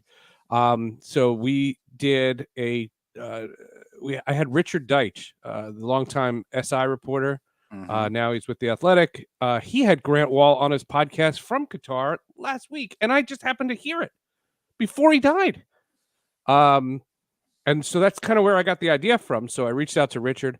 Also, TJ Quinn, who's been covering the Brittany Griner story better than anybody, he joined me. So we did like 2 mini segments on the podcast, one about Grant Wall and the other about Brittany Griner. And it's sad. I only met him once. In 2017, I freelanced. I did some appearances for Sports Illustrated, and he was there on the same day. We weren't even on the same segment. But he was I was like segment 2 and he was segment 1 or something like that. And so we were in the green room together. That was it. That's the only time I ever met him. But I was a big fan of his, just from reading him. Hold on a second. Green room? Like makeup? Yeah. They put makeup on you. Yeah, I don't have makeup for this show because the lady doesn't get into the office in time. How many green rooms have you been in, and what was the best thing you had to eat in a green room? I've been in green rooms. SNY had a really good green room, and they had a really funny makeup lady. She was a trip. And then one day she just deleted all her social media, and I never heard from her again. And I've been in a handful. ESPN has some nice stuff. Do you remember what color you went with? Okay, mine was golden beige number 2. Oh, I don't remember. No, I don't remember. I just remember walking into one of the makeup rooms, and the lady just goes, "Whoa." Did you ever forget when you were made up? Did you ever forget and go out that night with makeup on your face? Totally. Well, totally. If I needed a ride, Daryl and I used to do that too. We used to go hang out at PF Chang's with full makeup on in Stanford, Connecticut, when we did the NBC Sports Network together, just to see if people would talk to us. See, if you did it in the city, you know, people could think that somehow, some way you were associated with the theater. But when you're doing it in Stamford, Connecticut, you're just getting looks. Well, my favorite getting looks is this is so stupid. I have a couple of really good signing autograph stories. And one of them was I was on the subway on the 7 train going to Citi Field, and some kid asked me to sign his notebook. And so I signed his notebook, and nobody else in the subway had any clue who I was. And they were like, "Who's this clown? And why is he signing a book?" And it's the most awkward feeling in the world, because you're just standing there and like you don't know what to say or what to do. And all these people think you're weird. It was very odd. That's when Did you even ask him his name, or did you just sign it? Did you personalize the? I mean, you know, Seth, guys like us don't get that many autograph It was like 10 years ago. I don't remember. I don't know. Yeah, I was nice to him. Of course it was. By the way, you look at those people who are staring at you as if you're just some loser, and you look at them confidently. And you go, "I'm a really big deal." Yeah. Oh, yeah. Because you know me, right? That's what I do. My favorite one was when my grandmother died. This was like 15 years ago, and my grandmother died, and my mother, in her haste, took a photo for the mortician, and she brought up my sister's wedding photo, and I'm in the wedding photo. And so they go, my grandfather, my 2 uncles, and my mom, they go to the funeral home to make the arrangements, and they bring the photo and they hand the photo to the funeral director, and the funeral director hands it to the mortician, and the mortician just goes, "Is that Seth Everett?" And and my grandfather thought that was the coolest thing in the world. But I remember when we got to the actual funeral, I didn't know who he was, you know, but I walk in, and this guy in all black, like this creepy looking dude, just comes over to me and goes, "Is Bone coming?" You know, because I did the show with Daryl Hamilton, Bone. Right. "Is Bone coming?" And I went, "What?" Did he say it just like that too? I was like, "Who are you?" Yeah. Well, if he said it just like that, all right, in He all was black, creepy. Yeah, he looked like somebody out of the Addams Family. Yeah. Seth Everett, Sports with Friends, Hall of Justice, and Text Stream, 3 terrific podcasts that he's associated with. He's associated with others. It sucks. They suck. We don't help him with They pay those. bills. Right. Follow him on Twitter, apparently, at Seth_Everett. Hey, we were talking rivalries throughout the show today. First off, how old are you? 48. Okay. And that's important because we had Bobby Reagan on earlier this hour, and he's 35. Big difference. He's and a the two, whippersnapper. Exactly. And so the 2 old guys that you're talking with, Yeah. we were coming to the conclusion, taking football out of the equation, Okay. that basketball and hockey and what have you, rivalry baseball of today are not quite as intense as rivalries from yesterday. And he went, "Oh, with social media, you guys are so wrong. They're far more intense." No, I think rivalries. I mean, first of all, the NHL has killed its rivalries because they came up with this stupid balanced schedule.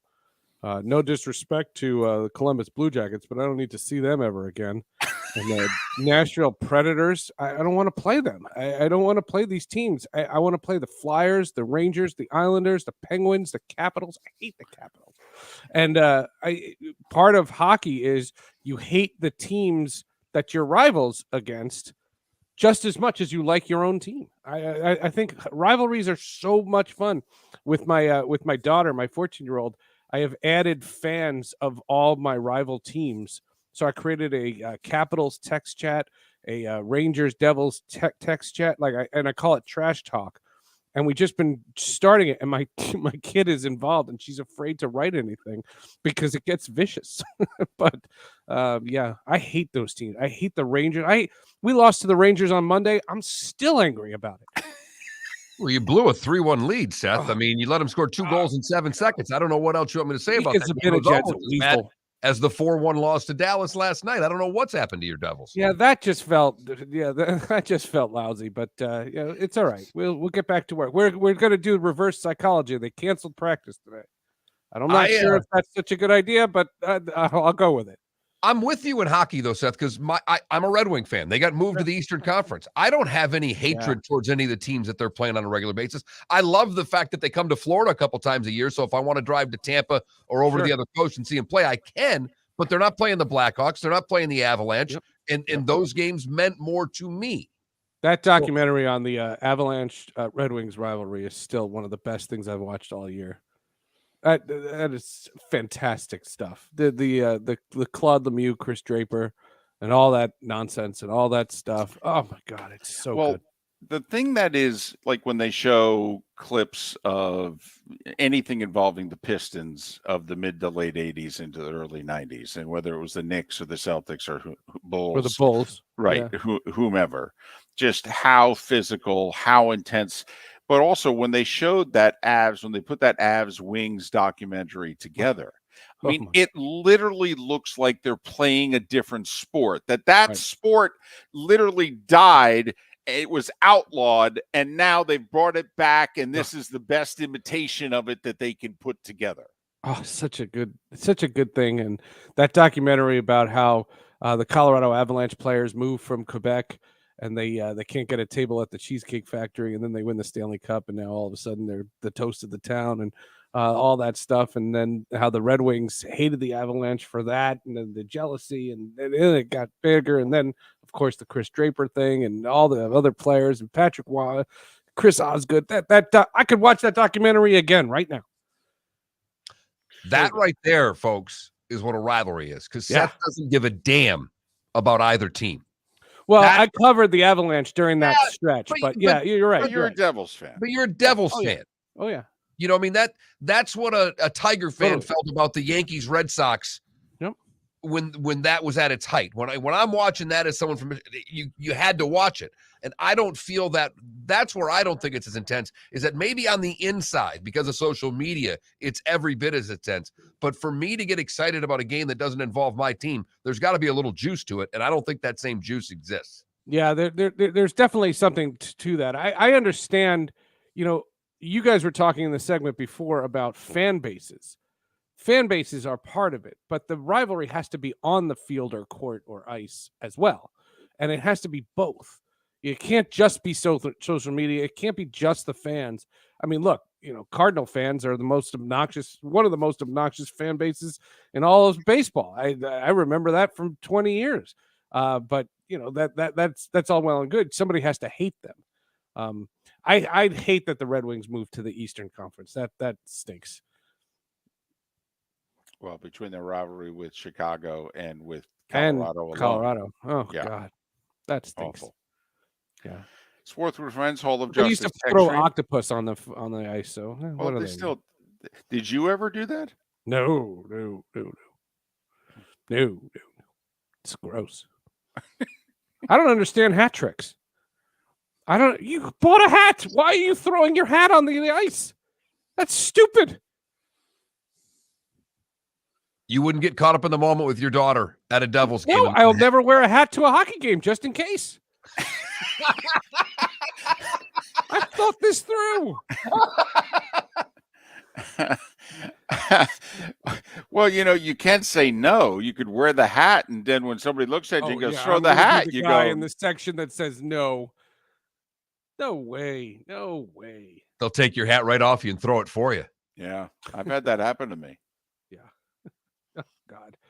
People bought these new reverse retro hats that the Devils are selling, and then those things showed up on the ice when Jack Hughes had the hat trick. It makes no sense to me. Come on. They go to charity. They go to kids' hospitals. I mean, it goes. Just sweaty, gross hats thrown on ice. Wearing someone else's hat might be the grossest thing you can tell me. No, there's nothing good about it. No. I'm totally with you there. Seth, what do you got? Sports with Friends, Hall with Justice, text stream. You already kind of gave us a little bit with Sports with Friends. What's up?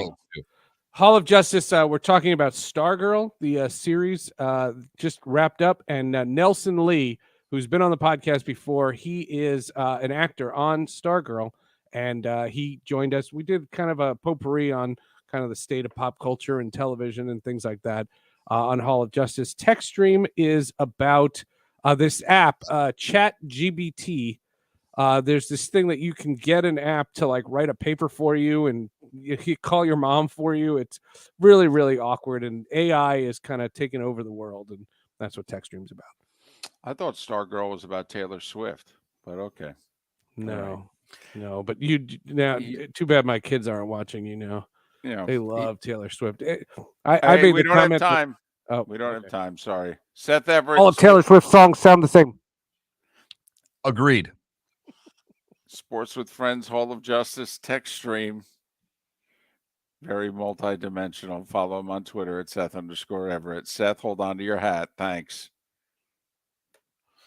Miller and Moulton. He's like our Mike Leach, only he's alive. That's a good thing. Miller and Moulton with Seth Everett still alive. We're happy for that. We're happy that you listen to Miller and Moulton right here on the Florida Sports Network. Golfers, are you bored of the same old driving range warm-up routine that's not getting you the results that you want on the course? Power up your golf swing by adding resistance bands to your range sessions with the Orange Whip Golf's Power Strap Kit. Featuring band attachments to your feet and hips, Power Strap resistance training will boost clubhead speed, increase power, improve flexibility, all with just a few swings. Buy a Power Strap Kit today.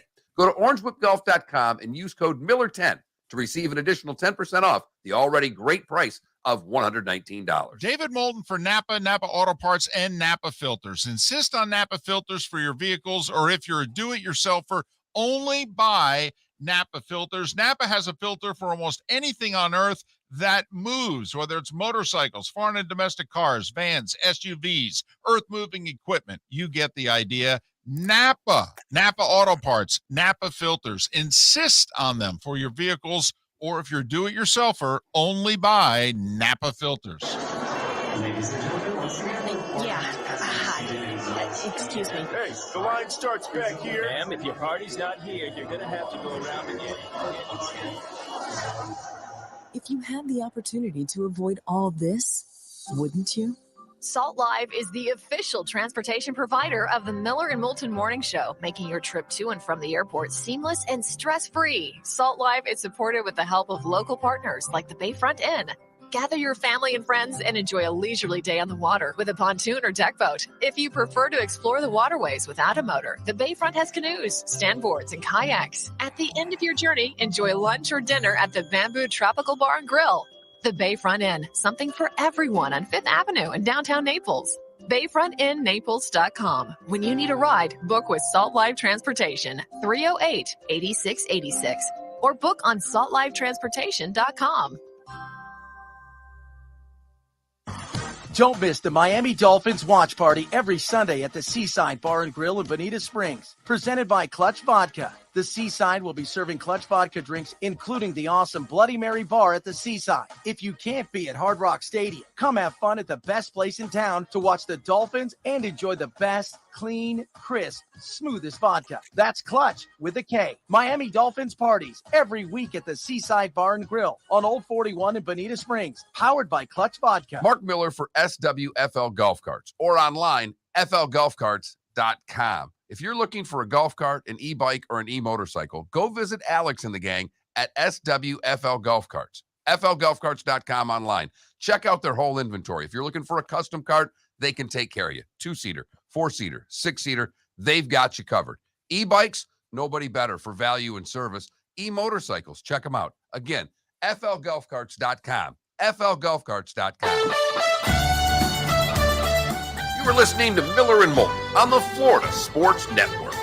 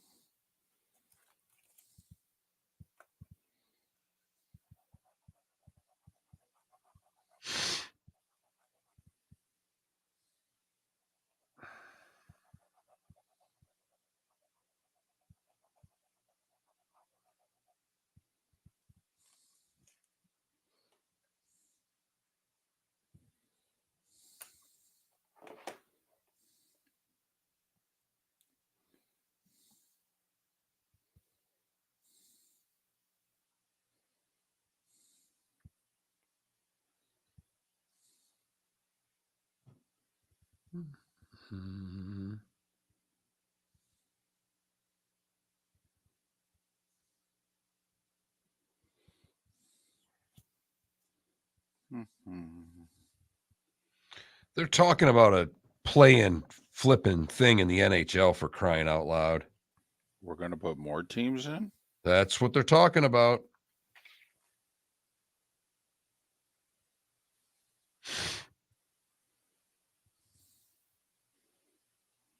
That's absurd.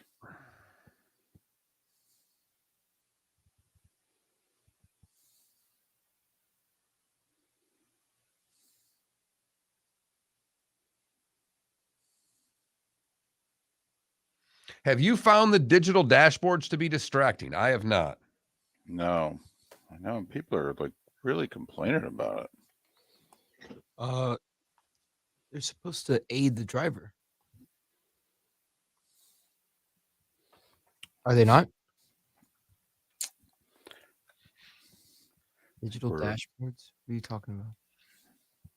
We're talking about hockey, Felipe. Digital dasher boards. But thank you for jumping in a conversation you know nothing about. See, dasher. No, I know, but see, and sometimes you should go, what was that you're talking about? Instead of offering your opinion on something that you weren't really paying attention to. Because it makes you sound, well, less intelligent. What the hell is a digital dasher? Do you know what a dasher board is? No. It's the hockey boards. They're called dasher boards.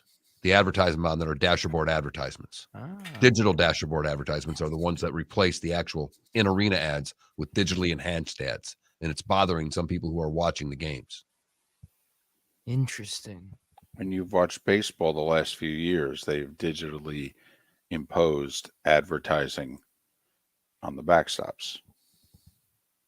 Gotcha.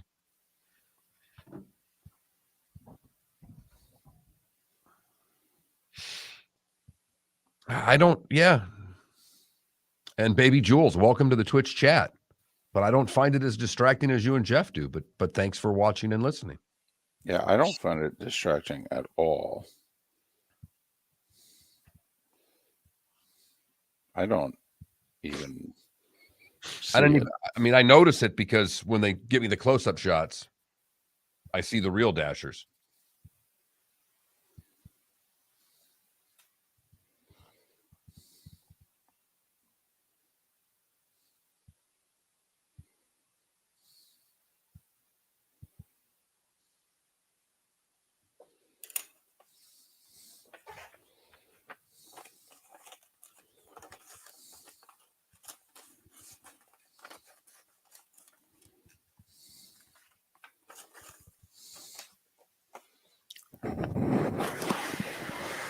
I was hoping Mark would be looking there.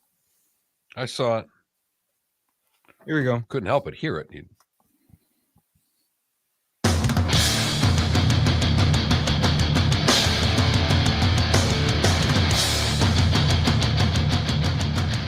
You are listening to Miller and Moulton, exclusively on the Florida Sports Network. And now here's Mark Miller and David Moulton. My favorite weather pattern happens to be when it rains mud. Dust comes through, rain on top of it, it rains mud. This weather report here, what do I know? I'm a football coach. I suggest you go out and do what I do. Get out of bed, go outside. Then you know. My favorite weather. Mike Leach. Reminiscing, looking back, enjoying the life and times of the Pirate throughout the show today. So many people taking to social media in the last 24 plus hours and telling their own personal, stories and encounters with Mike Leach. And so we just figured we'd play some clips. He seems to bring a smile to people's faces. That was the thing my wife said this morning. She caught me again watching more of the same Leach clips, and she goes, man, that guy brought a lot of joy to your life, and he brought a lot of joy to a lot of lives. There's no doubt there. He will be very missed. Mike Leach, dead at the age of 61. We found that out right about this time yesterday. He died late Monday night. Word came out yesterday late morning on that. Miller and Moulton, we've been talking rivalries on the show today. And are they intensified? Are they less intensified? Been a variance of answers on that. Taking your text to 21,000, 21,000. 21,000. If you've never texted before, text the keyword FSN Radio, FSN Radio for your rivalries. And we were coming to the conclusion, and I think we still will, that we feel that the rivalries are not as intense today in this sense that the games, and we're talking non-football, by the way, it does need to be pointed out, we're talking non-football rivalries, that the non-football rivalries seem a little less intense to us today than in yesteryear in two parts. One, including baseball, but mostly basketball and hockey, the sport itself is far less physical. Therefore, the rivalries will naturally, to us, not seem as intense. I mean, in hockey, they're skating around a lot. Not a lot of hitting. No fighting. In basketball, they're just hanging out shooting threes. Rebounding, jogging up court. Yeah, you know what? I think I'll hoist this three. And so to us, it just doesn't seem as intense.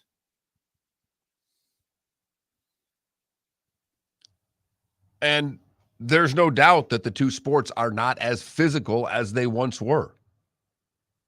Doesn't mean there are not physical players and that there are not physical plays, but the game's not played in the same style.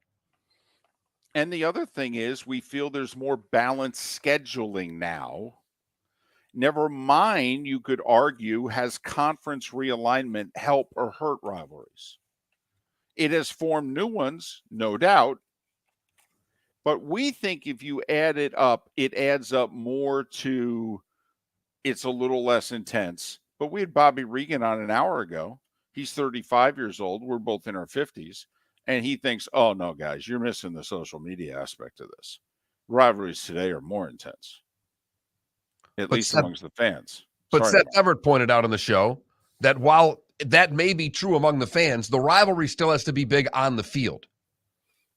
And that's the part, whether it's guys starting to play basketball with AAU with one another in their early teens, if not before that, playing at the same tournaments.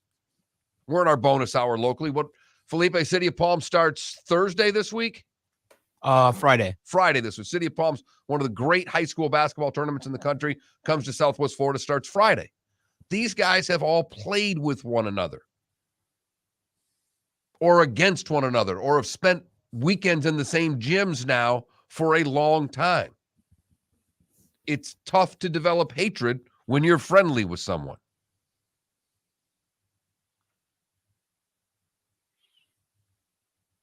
If you think about it, these rivalries began in some places in high school. Well, you didn't even cross town. You hated that rival. Then they went to, or a rival college. You didn't think about spending time with them. Plus also, we could, and I know that this is kind of, lumping it all together, but certainly you have more transfers now than you ever did. So therefore you didn't stick around 4 or 5 plus years at the same school and develop that angst. A few of these guys are hired guns. I mean, how much I know Caleb Williams, who just won the Heisman Trophy, kept writing expletives on his fingernails. But I mean, how much could he really hate these schools? Hell, he hadn't played any of them. Well, that was one of the things, we've done a lot of Leach stuff. The Egg Bowl, they talked about that. The number of transfers that these two teams had going into that game, it's not like these are the same kids that are all from the Mississippi area that live to play in the Egg Bowl. I mean, it was literally just talked about a couple of weeks ago about that game and that coach, the irony of it. Although I have to admit, amongst the fans, it's every bit. Every bit. Yes. And Lane Kiffin, even in posting a remembrance of Mike Leach yesterday, said, it's kind of nice to be a part of his last win. So, classy move. And listen, this is how This is how much Mike Leach passing has actually touched a few folks. Texas Tech, who fired him and whom Mike Leach sued on multiple occasions, Texas Tech sent out a nice little remembrance and, thing about the pirate and swing your sword and all that. So, glad that they could be above, obviously, Mark, talk about a relationship that ended badly. Almost a rivalry. Right. Mike Leach and Texas Tech was a rivalry. While he was there, he was rivals with A&M and Texas. But once they let him go, yes, Tech versus Mike Leach might have been their biggest rival. If you think about it, Tech is really good at grudges. I mean, Chris Beard, who just made the news for awful reasons and will never coach again. But when he went back to Texas Tech, they were, after he left and took them to a final and came back and they treated him like pond scum. Yeah. They may have been right early voting on that one. Well, yes, they held a grudge. They were very unhappy that he left. And who did he leave for? Texas. What's the one place you can't leave Texas Tech for and have them think good? Yeah, I think you could leave for any other school and they would have welcomed him back. You know what? We hated losing you, but thanks for, nearly bringing us a national championship. But you can't go to Texas. Seriously? We're Texas Tech. They look down upon us. They think we're – and so you, by leaving and going there, you're doing the same thing. You blankety blank. I do love college rivalries. I really do. It's why I love the Egg Bowl. I love the Apple Cup. I love the Civil War, the Holy War. I do. I love all that stuff. All right. But it's mostly what you're talking about is Saturdays in the fall. Yeah, but I'll tell you what, though, good rivalry. And, I've spoken about this. The North Dakota State University of North Dakota rivalry, connected by I-29 and separated by 75 miles. Man, they hate each other and everything. All right. It was awesome when they played in anything. The only bad thing was North Dakota State didn't have hockey. Would have been awesome to see those two schools playing hockey. But even the basketball games between those two schools, Mark, were intense. The women's basketball games, when I was there, were very intense. Well, and we're in the local hour, so we do a few things that we don't normally do. I was never a women's college basketball fan. You helped make me a women's college basketball fan. But what really made me enjoy women's college basketball was the first time I saw Stetson play FGCU. Because all of a sudden you could feel it. It was a packed gym, and you kind of said to me, these coaches respect one another, but they're not friendly. And then you could just see the warm-up. And I'm going, this looks like a hockey playoff game, the way they're staring one another down, the way they're just doing their drills, and you just keep seeing the head turn back at the opposition. And then when they played, it was every bit as intense as any men's game I'd ever seen. And I went, oh, okay, these two teams genuinely dislike one another. I never heard Semesco say it, but I think it was one of his players. We were in Macon, and they played Stetson in 10 years ago to go to the NCAA tournament for the first time. And remember, we were staying at the same hotel. And so we were in the breakfast buffet line together early in the morning.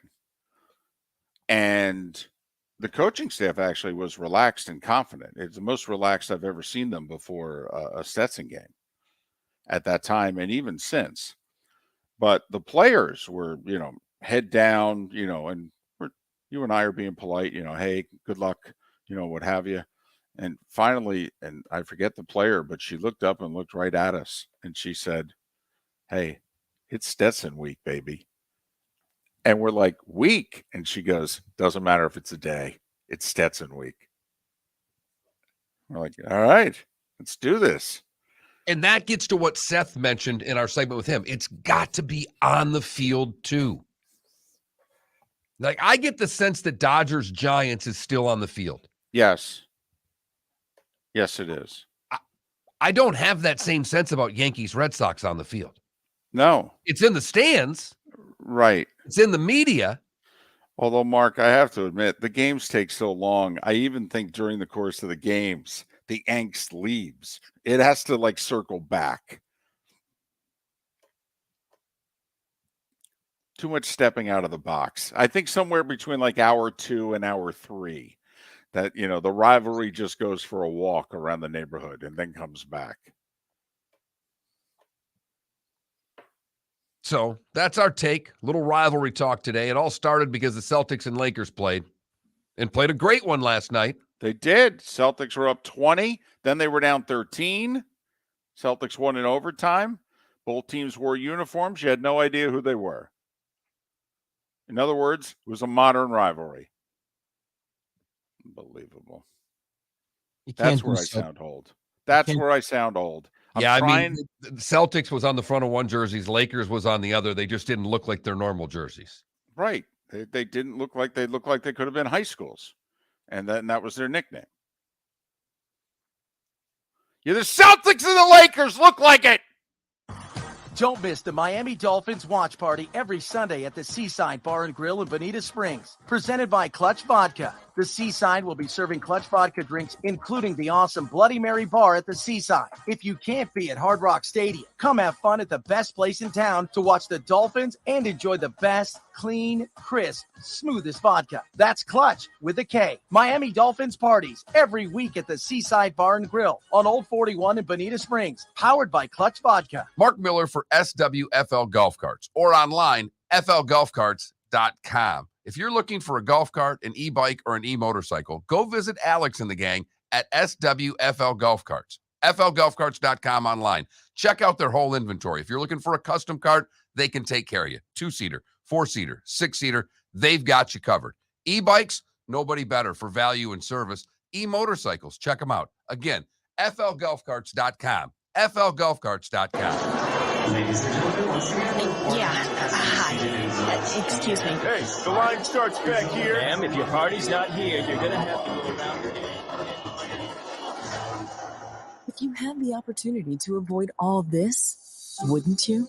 Salt Live is the official transportation provider of the Miller and Moulton Morning Show, making your trip to and from the airport seamless and stress-free. Salt Live is supported with the help of local partners like the Bayfront Inn.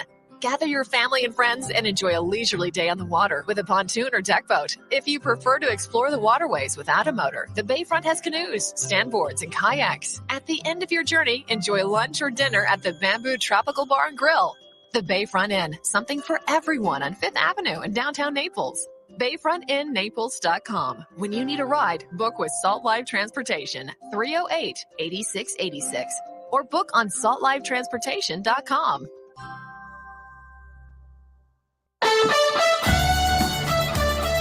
You were listening to Miller and Moulton on the Florida Sports Network.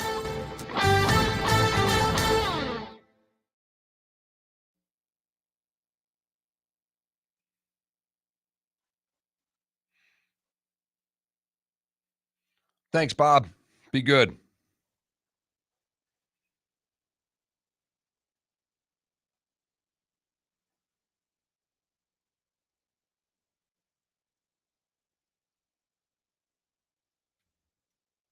You can't do Celtics at Lakers and not have green and yellow, green and gold on the screen.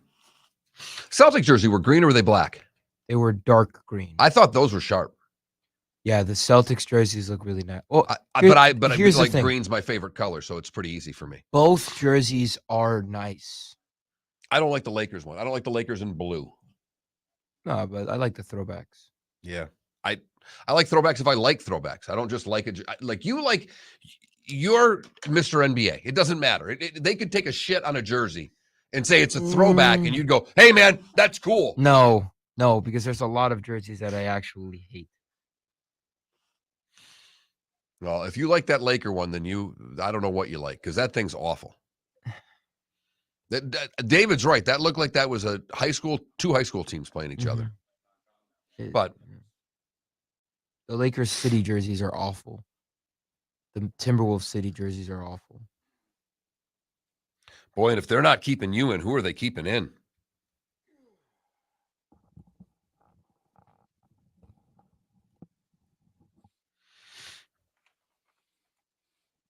Yeah, Logic Man. They're oversaturating the whole cream color, the Sixers. Although, did you like last year's Spectrum jerseys? I kind of liked those Sixers Spectrum jerseys. But yeah, if it's Celtics at Lakers, you need green and gold on that screen.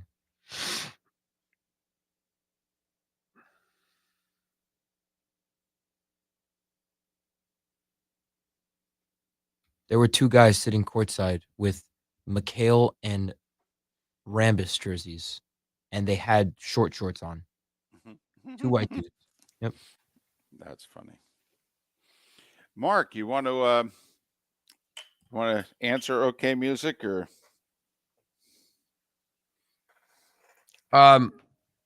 Because the lady who runs the marketing department is clueless. That's very simple.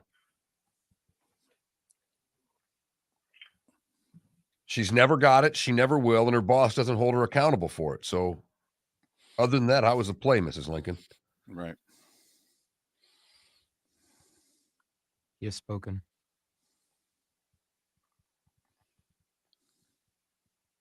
The oral arguments of the DOJ Seminole case are starting, I think, today, David. Oh, wow. Heitner had some comments earlier on Twitter that I saw. I mean, not anything really special, but basically just that's coming. Well, this is how you know how bad it is. I read an article yesterday about the next states that are going to get gambling. Nebraska's on the list. Maine is on the list. Yes, it is. Maine. I think I read the same article, David. Right. Florida, nowhere to be found. No. Hey, remember those 3 weeks? Great time.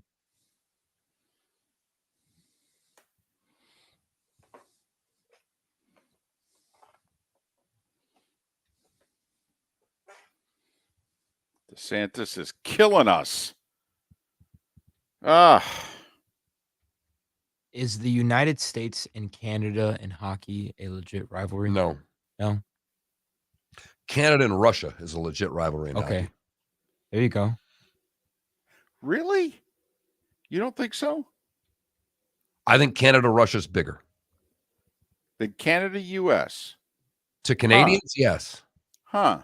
Did you say USA and Mexico in soccer? I did. Someone texted that. Yeah. Yeah.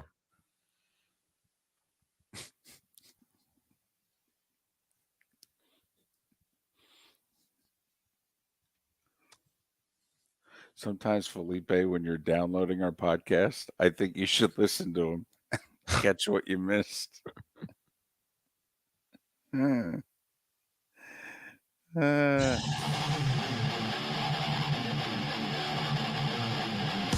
listening to Miller and Moulton, exclusively on the Florida Sports Network. Got your coffee. It is early. How do you take your coffee? What's the best way to take your coffee?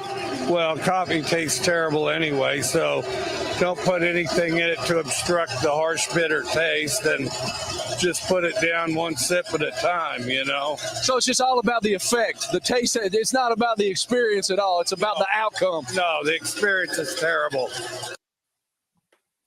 Marty Smith with the late Mike Leach. We're just playing some Mike Leach quotes and stories that are out there. The coach word broke about 24 hours ago. It was during this hour, the local hour of Miller and Moulton here on the Florida Sports Network, floridasportsnetwork.com, that the Mike Leach's passing went public. He ended up dying late Monday night. And then he was, he donated many things for others. And they held off to make sure that all the family members could be there and what have you. And that's why it took so long for the word to go national. But looking back on Mike Leach today and also talking rivalries. and whether or not you feel to you are the rivalries as intense, more intense, less intense now than what they were. We've taken football out of the equation because let's face it, our football fandom is greater now than ever before. So you would think logically that the football rivalries would feel greater now than ever before. And I think they do. Well, I'll say this, and I was thinking, Mark, you spend, all day flying. You think about a lot of things. And one of the things I was thinking about is, are we, and I don't just mean Miller and Moulton, but are we to blame? Like the whole yesterday, one of the dominant themes on the show was the product that the NFL is putting out there. Even though we're watching, boy, are we watching. And the games are close as they've ever been. But yet, what is it that we're watching? Is it really any good? And one of the things that I got to thinking is, are we, meaning the media, partly to blame? Because let's face it, I mean, the NFL hasn't been analyzed like this ever. I mean, every single game is now analyzed. If for no other reason because of fantasy football, you're breaking down what it is that so-and-so from the Browns is doing. I mean, it wasn't that long ago, Mark, that you were on a 5-19. You were just written off. Well, we stopped paying attention.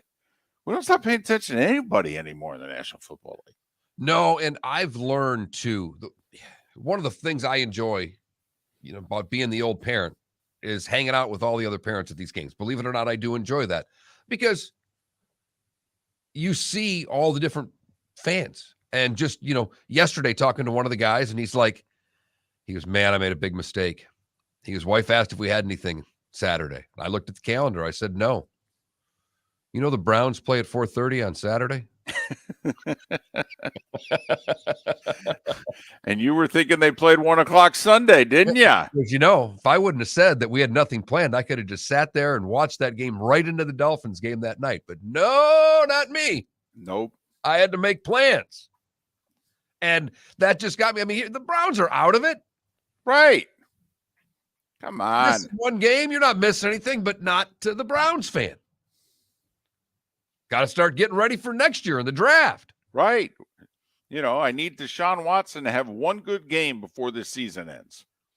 I mean, in all honesty, Trevor Lawrence and the Jags last year played well and won their season finale. So it's kind of like, playing a really good 18th hole in which all of a sudden you're like, oh, well, I think I found something. Hit me right where it hurts there, David. I love our 18th hole too. That's is that a true statement? And so, we got a few teams like that, in which, they're coming up on 17 and 18 right now, and they are way over par. That doesn't mean you can't leave the course feeling good. Just saying. And the Dolphins shot 34 on the front, and right now they've started the back nine with 3 doubles. Yeah, boy, have they I don't ever. know what to tell you. Well, 2 doubles. 2 doubles, and you know what? I can feel this after, David. I know where the Dolphins are. I've made back-to-back doubles, and I'm standing on that tee, and that tee gets a little tighter. Right. Fairway shrinks a little narrower. Uh-huh. Water becomes a little bit bigger, and that's where I feel the Dolphins are right now as they stand over the Buffalo Bills. I totally agree with you. They've gone double-double. They look at their scorecard. They're still in good shape. I'm still going to break 80. But they're playing the number 1 handicap hole right now, and it's into the wind, if you know what I mean. Exactly. And I haven't found the fairway with my last 2 drives. And I got to admit, as I'm standing here, I don't feel really good about hitting it right now either. No, and I know I need to hit this about 255 so that I've got a long iron into this green. Exactly. I can't hit 3-wood here or I'm screwed. I got to hit the big stick. And man, all of a sudden the wind's freshening a bit. It's like I'm in Orchard Park in December. Huh. What's going on here? So, but talking rivalries today, having some fun with it. Non-football rivalries and whether or not they're as intense as they used to be. I do think, and I don't know why, I really don't, why these leagues, because they have to constantly do research, right, Mark? They're constantly like self-scouting themselves, aren't they? How can they be getting feedback that says playing your rivals less is good? Would a season ticket holder, like we had Seth Everett on last hour, and for those of you who don't care about Seth and his New Jersey Devils fandom, we get it. But as he says, I don't want to see the Columbus Blue Jackets and the Nashville Predators, and I don't. Okay, but what are we supposed to do with the Columbus Blue Jackets and Nashville Predators? They have to play 80 games too. I understand. I do. But they have their rivals. I'm not saying you don't play them at all. All right. But like I believe you play everybody like 3 times in the NHL, basically. Damn near 3 times. I mean, I don't know. Play them less. Play certain teams more, certain teams less. I know why they're doing it. They want every single fan base to see Connor McDavid. That's a very noble thing. It really is. I get why baseball went the route that they went. They brought back interleague play in the 90s. Fans responded to it. Now, granted, they were giving us like a week of it. And since we hadn't seen it before, we went, oh, this is cool. And we went to it. So then they said, we got to have it. And then it was every single fan should be able to see Mike Trout once every season. Yes. That's very noble. That's very noble. But I don't need to see him more than that. I don't need to see him twice.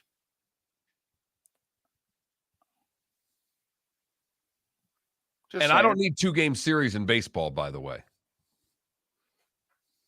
You know, that's the other part of this. They've thrown these 2-game series. It doesn't add a lot of continuity to what baseball is. But with more teams, and we keep trying to, you know, we're going to have another run of baseball expansion here at some point. Well, first, don't we have to get the A's to Vegas? I mean, the clock's ticking on Tampa Bay. I mean, the lease is up in 2027. So whether the A's are going to Vegas this week, next week, whatever. I mean, in a way, the clock's already ticking on the Rays and whatever their future is going to be. And by the way, as soon as that's done, then we're adding 2 teams. Bingo. Which you'll see your rivals theoretically less. Right. When they pull this off. But it has been the main topic in and around the show today. We've been talking rivalries, non-football rivalries. Enjoyed all of your text today, all your comments in the Twitch chat room. If you miss any of the show, download it. Go to floridasportsnetwork.com or any of the usual places to download your podcast to catch any of the show that you missed. The good, the bad, and the ugly. Today was the day when and what's on tap. That's next on Miller and Moulton. David Moulton for Napa Auto Parts, and Napa Filters. Insist on Napa filters for your vehicles, or if you're a do-it-yourselfer, only buy Napa filters. Napa has a filter for almost anything on earth that moves, whether it's motorcycles, foreign and domestic cars, vans, SUVs, earth-moving equipment. You get the idea. Napa Auto Parts, Napa filters. Insist on them for your vehicles, or if you're a do-it-yourselfer, only buy Napa filters. Ladies and gentlemen, once again. Yeah. Hi. Excuse me. Hey, the line starts back here. Ma'am, if your party's not here, you're gonna have to go around again. If you had the opportunity to avoid all this, wouldn't you? Salt Live is the official transportation provider of the Miller and Moulton Morning Show, making your trip to and from the airport seamless and stress-free. Salt Live is supported with the help of local partners like the Bayfront Inn. Gather your family and friends and enjoy a leisurely day on the water with a pontoon or deck boat. If you prefer to explore the waterways without a motor, the Bayfront has canoes, standboards, and kayaks. At the end of your journey, enjoy lunch or dinner at the Bamboo Tropical Bar and Grill. The Bayfront Inn, something for everyone on 5th Avenue in downtown Naples. BayfrontInNaples.com. When you need a ride, book with Salt Live Transportation, 308-8686, or book on saltlivetransportation.com. Mark Miller for SWFL Golf Carts, or online, flgolfcarts.com. golfcarts.com. If you're looking for a golf cart, an e-bike, or an e-motorcycle, go visit Alex and the gang at SWFL Golf Carts. FLGolfcarts.com online. Check out their whole inventory. If you're looking for a custom cart, they can take care of you. 2-seater, 4-seater, 6-seater, they've got you covered. E-bikes, nobody better for value and service. E-motorcycles, check them out. Again, FLGolfcarts.com. FLGolfcarts.com. You were listening to Miller and Moulton on the Florida Sports Network.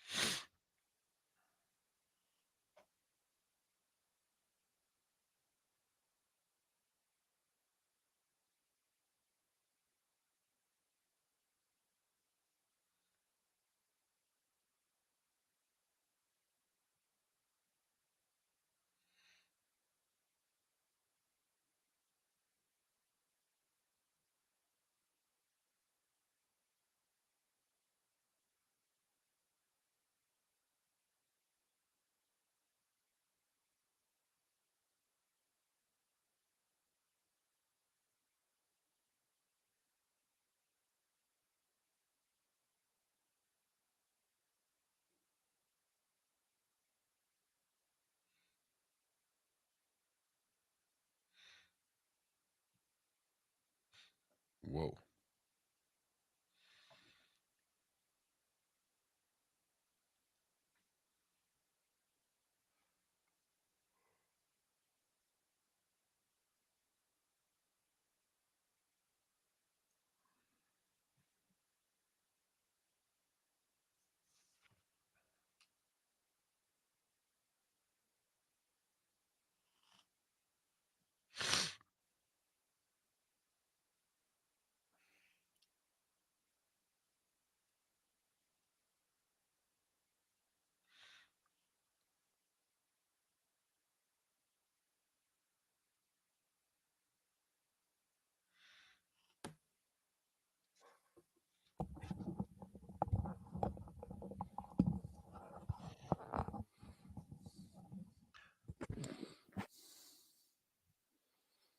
I thought the stadium deal got like canceled in May. The Angels. I thought like the city council crushed it, and now the team's being sold anyway.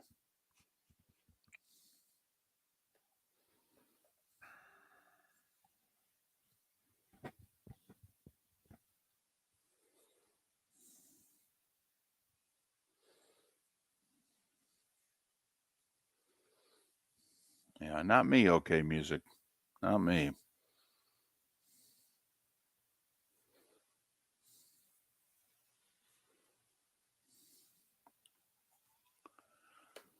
I can't wait to see the new 13th. My guess is it's going to be a lot more boring. They moved that tee back quite a ways. Well, if they can get to I mean, I'd love to see where they've got to hit where, somebody on Sunday's got to actually make a decision. Can I hold my 5-iron on that green as opposed to hitting a wedge for my second shot? I mean, David, I've never hit the ball longer. Now I've got found a little bit of my swing. I haven't changed clubs in 3 or 4 years, so it's not new. But I mean, I'm hitting pitching wedges 145 yards. What are these guys doing? Right.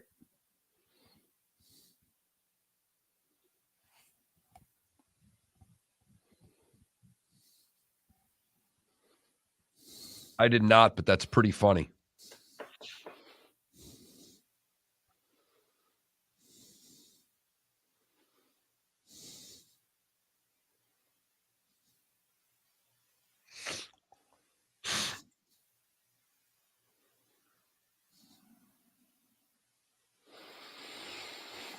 I got to run to an MRI, and I have a feeling I'm going to fall asleep. In it? Yeah. I'm going to just tell them right now, listen, I'm going to fall asleep.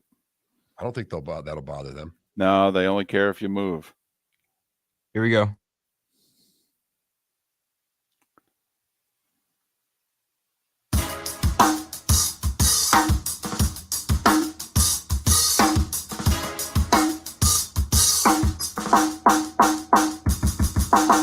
Welcome back to Miller and Moulton, only on the Florida Sports Network.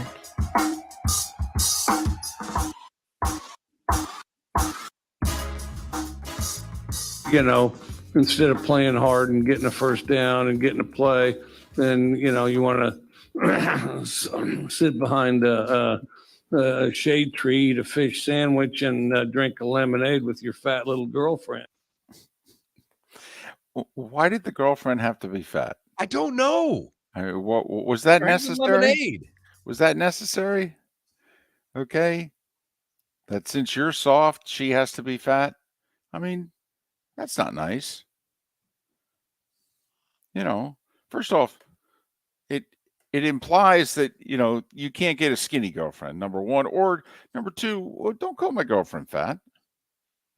That's really that's my only beef there.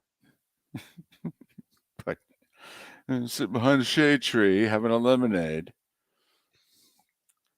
The late Mike Leach. We've been playing clips throughout the show here on Miller and Moulton, the Florida Sports Network, floridasportsnetwork.com. By the way, Matt Canada, Pat Kerwin tomorrow. Dr. Roto, as we begin the fantasy playoffs. Decent show on paper. Tom Herman, by the way, new FAU football coach, scheduled to join us in the bonus hour. Huh? How about that? Just saying. Time now for... It's time for someone to take back this segment, if for no other reason than to stop David from talking about Meghan and Harry. Here's Mark Miller with Today Was the Day When. 1819 we start today, David, because Alabama was admitted to the Union as the 22nd state, proving that everybody in that state can at least count to 22. Whoa! Look at you. 1836, the Toledo War unofficially ends. The boundary dispute between Ohio and the territory of Michigan. They get Toledo. I feel like in the long term, we won. Come on now. Toledo's contributed a few things. No? Tony Pacos hot dogs. I'll give them that. Right. I mean, is that break the tie right there? No? You know, problem was, David, I grew up a Saginaw Gear fan. Our biggest rival was the Toledo Gold Diggers.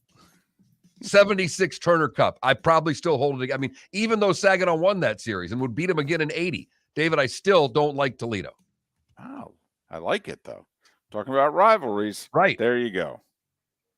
1914, President Wilson signs the Harrison Narcotic Tax Act to regulate and tax production, importation, and distribution of opiates and coca products. Must have been a lot of fun in 1914. 1938, MLB agrees to the use on a standard ball. They disagree on increasing rosters, but Commissioner Landis eventually decides on 25. Today in which it stayed till like a year or two ago. Right. 1947, the National Association for Stock Car Auto Racing is founded in Daytona Beach, Florida. There you go. Now we're talking. That's 75 years ago today. 1953, the Brooklyn Dodgers signed Sandy Koufax. 1969, Leaving on a Jet Plane, sung by Peter, Paul, and Mary, written by John Denver, is the #1 song in the land. Yeah. Today in 82, Marcel Dion becomes the 9th NHLer to score 500 goals. Howard Cosell retires from Monday Night Football today in 84. Today in 88, Felipe, the Heat win their first game ever. They beat the Clippers by 1 after 17 losses. Yeah, finally. Jeez. Desmond wins his Heisman today in 91. The movie Philadelphia premieres today in 93. Danny Werfel wins his Heisman in 96 today. Mike Gartner becomes the 5th NHLer to score 700 goals when he did so for the Phoenix Coyotes. Ricky Williams won his Heisman in 98. Mark Ingram in 2009. The tragedy at Sandy Hook was 10 years ago today. Joe Burrow wins his Heisman in 2019. It was the highest percentage of first-place votes ever when he had nearly 91% of the votes. And Steph Curry a year ago made his 2,974 three-point shot to pass Ray Allen as the greatest career three-point shooter. Yeah, it was fun while it lasted, Ray. Steph Curry, best shooter ever. Those born today that are no longer with us: Nostradamus, Charlie Trippy, Charlie Rich, and Ernie Davis. Those celebrating birthdays today: Bill Buckner and Cliff Williams from AC/DC are both 73. Craig Biggio is 57. Anthony Mason is 56, as is Bill Ranford. Kyle Shanahan is 43, and DJ Metcalf is celebrating his 25th birthday today. What did I miss, David? Well, a few things. I will say, Lincoln pardoned his sister-in-law today, back in '63. Think of the pressure. Think about that, the pressure. Forget your White House aides and all that. Okay, the wife looking at you going, seriously? You're not going to give her a pardon?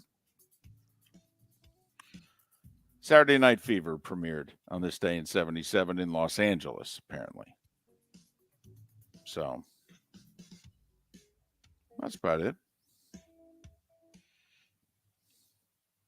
You've heard folks elsewhere mock Florida is gonna Florida. Well, Mark Miller sees it differently. He calls it the good, the bad, and the ugly.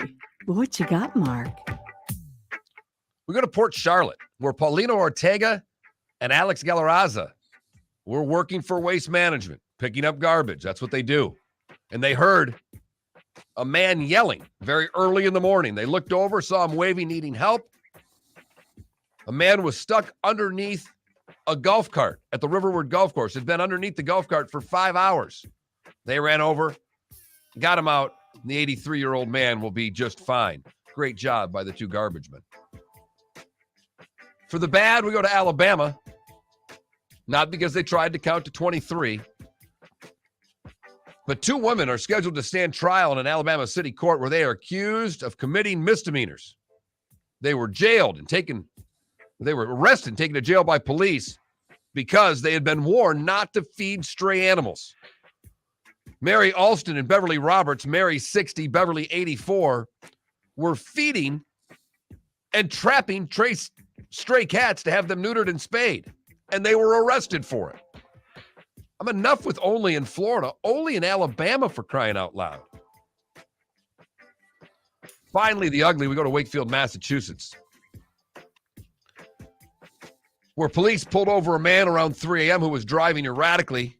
During an inventory of the vehicle, they found a strange object inside that was later determined to be a device containing a road flare, consumer-grade fireworks, smokeless powder, match heads, 6 bullets, and a ball bearing. Basically a bomb inside the guy's car. Wow. Man just said, I pick up other people's trash and I found the device. I'd never try to make something like that. Right. Fortunately for us, he was arrested. And that is the good, the bad, and the ugly. On today, December the 14th, 2022. Well, the second World Cup semi is this afternoon, 2:00. France tries to get back to the final. They're the defending champs. Messi and Argentina are awaiting the winner. It's the first African nation, Morocco, that's made it as far as the semis in the World Cup. France, a heavy favorite. 2:00 on Big Fox. Tonight, Mark, 10 NBA games. Both Florida teams in action. Listen, I have said for the last 3 games that the Orlando Magic are going to come out and lose tonight. and they've won all 3 times. So I have been asked by the Orlando Magic to say that tonight the Magic will lose at home to the Atlanta Hawks at 7 o'clock, guaranteeing a 4th straight win for the Magic. Heat in OKC at 8. All right. You like to find little games here to bet on. Uh-huh. Golden State's 2-12 on the road. Correct. They're a 1.5 favorite at Indiana.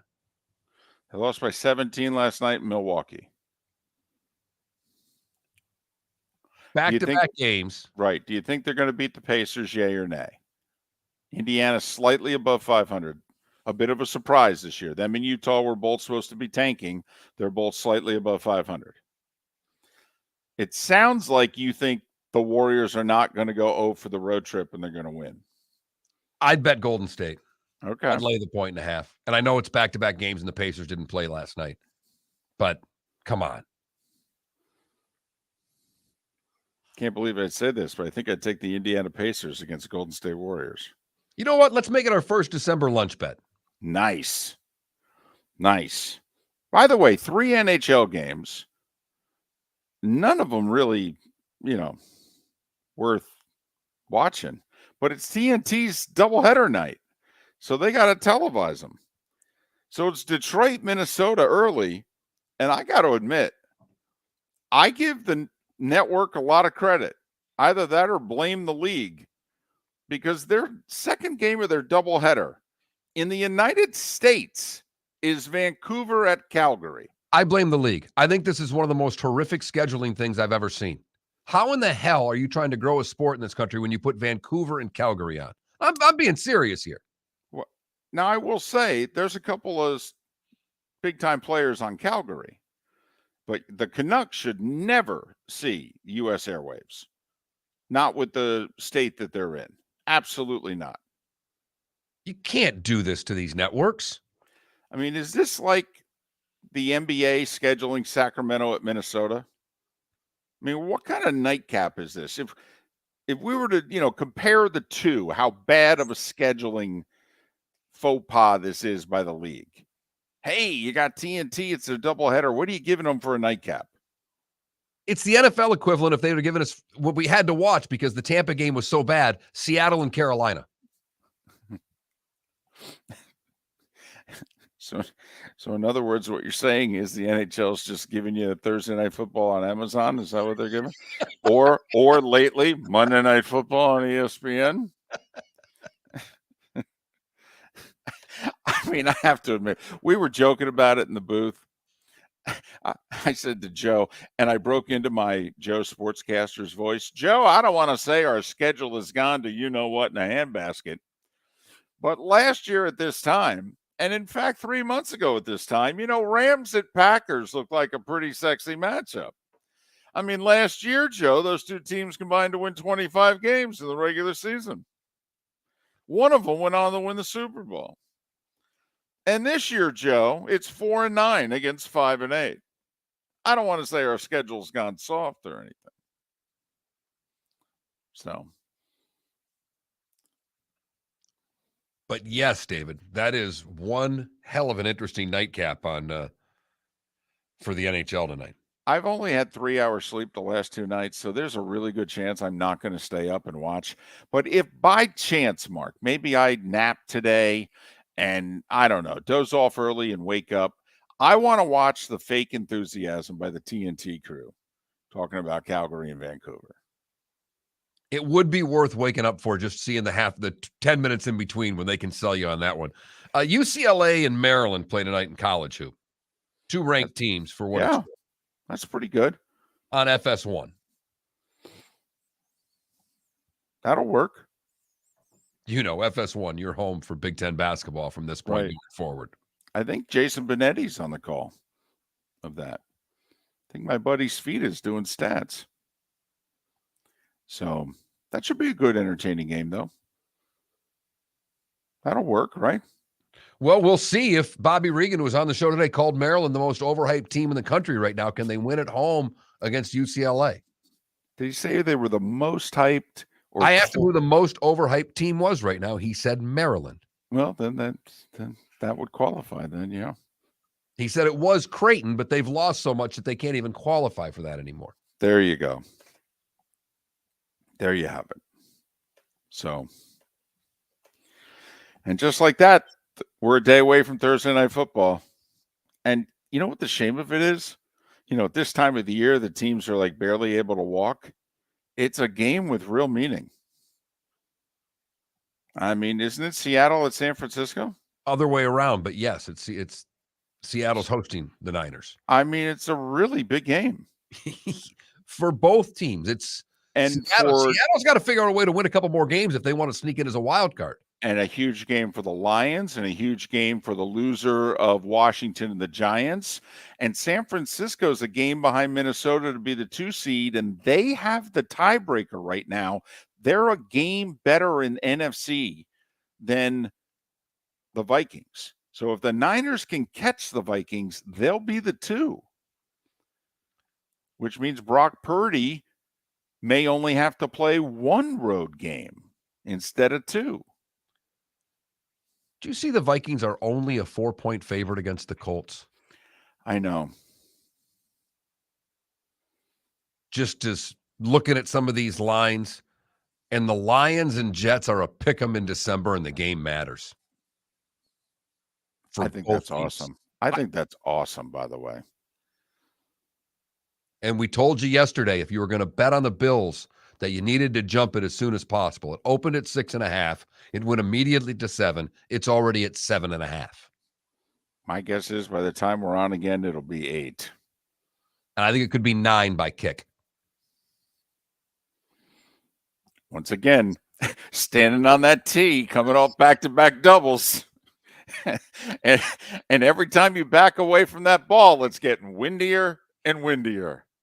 Little gust there, Romes. I don't know what to tell you. You better get up there and hit it because it's not going to blow any less. Miller and Moulton, we thank you for listening right here on the Florida Sports Network. David Moulton for Napa Auto Parts, and Napa Filters. Insist on Napa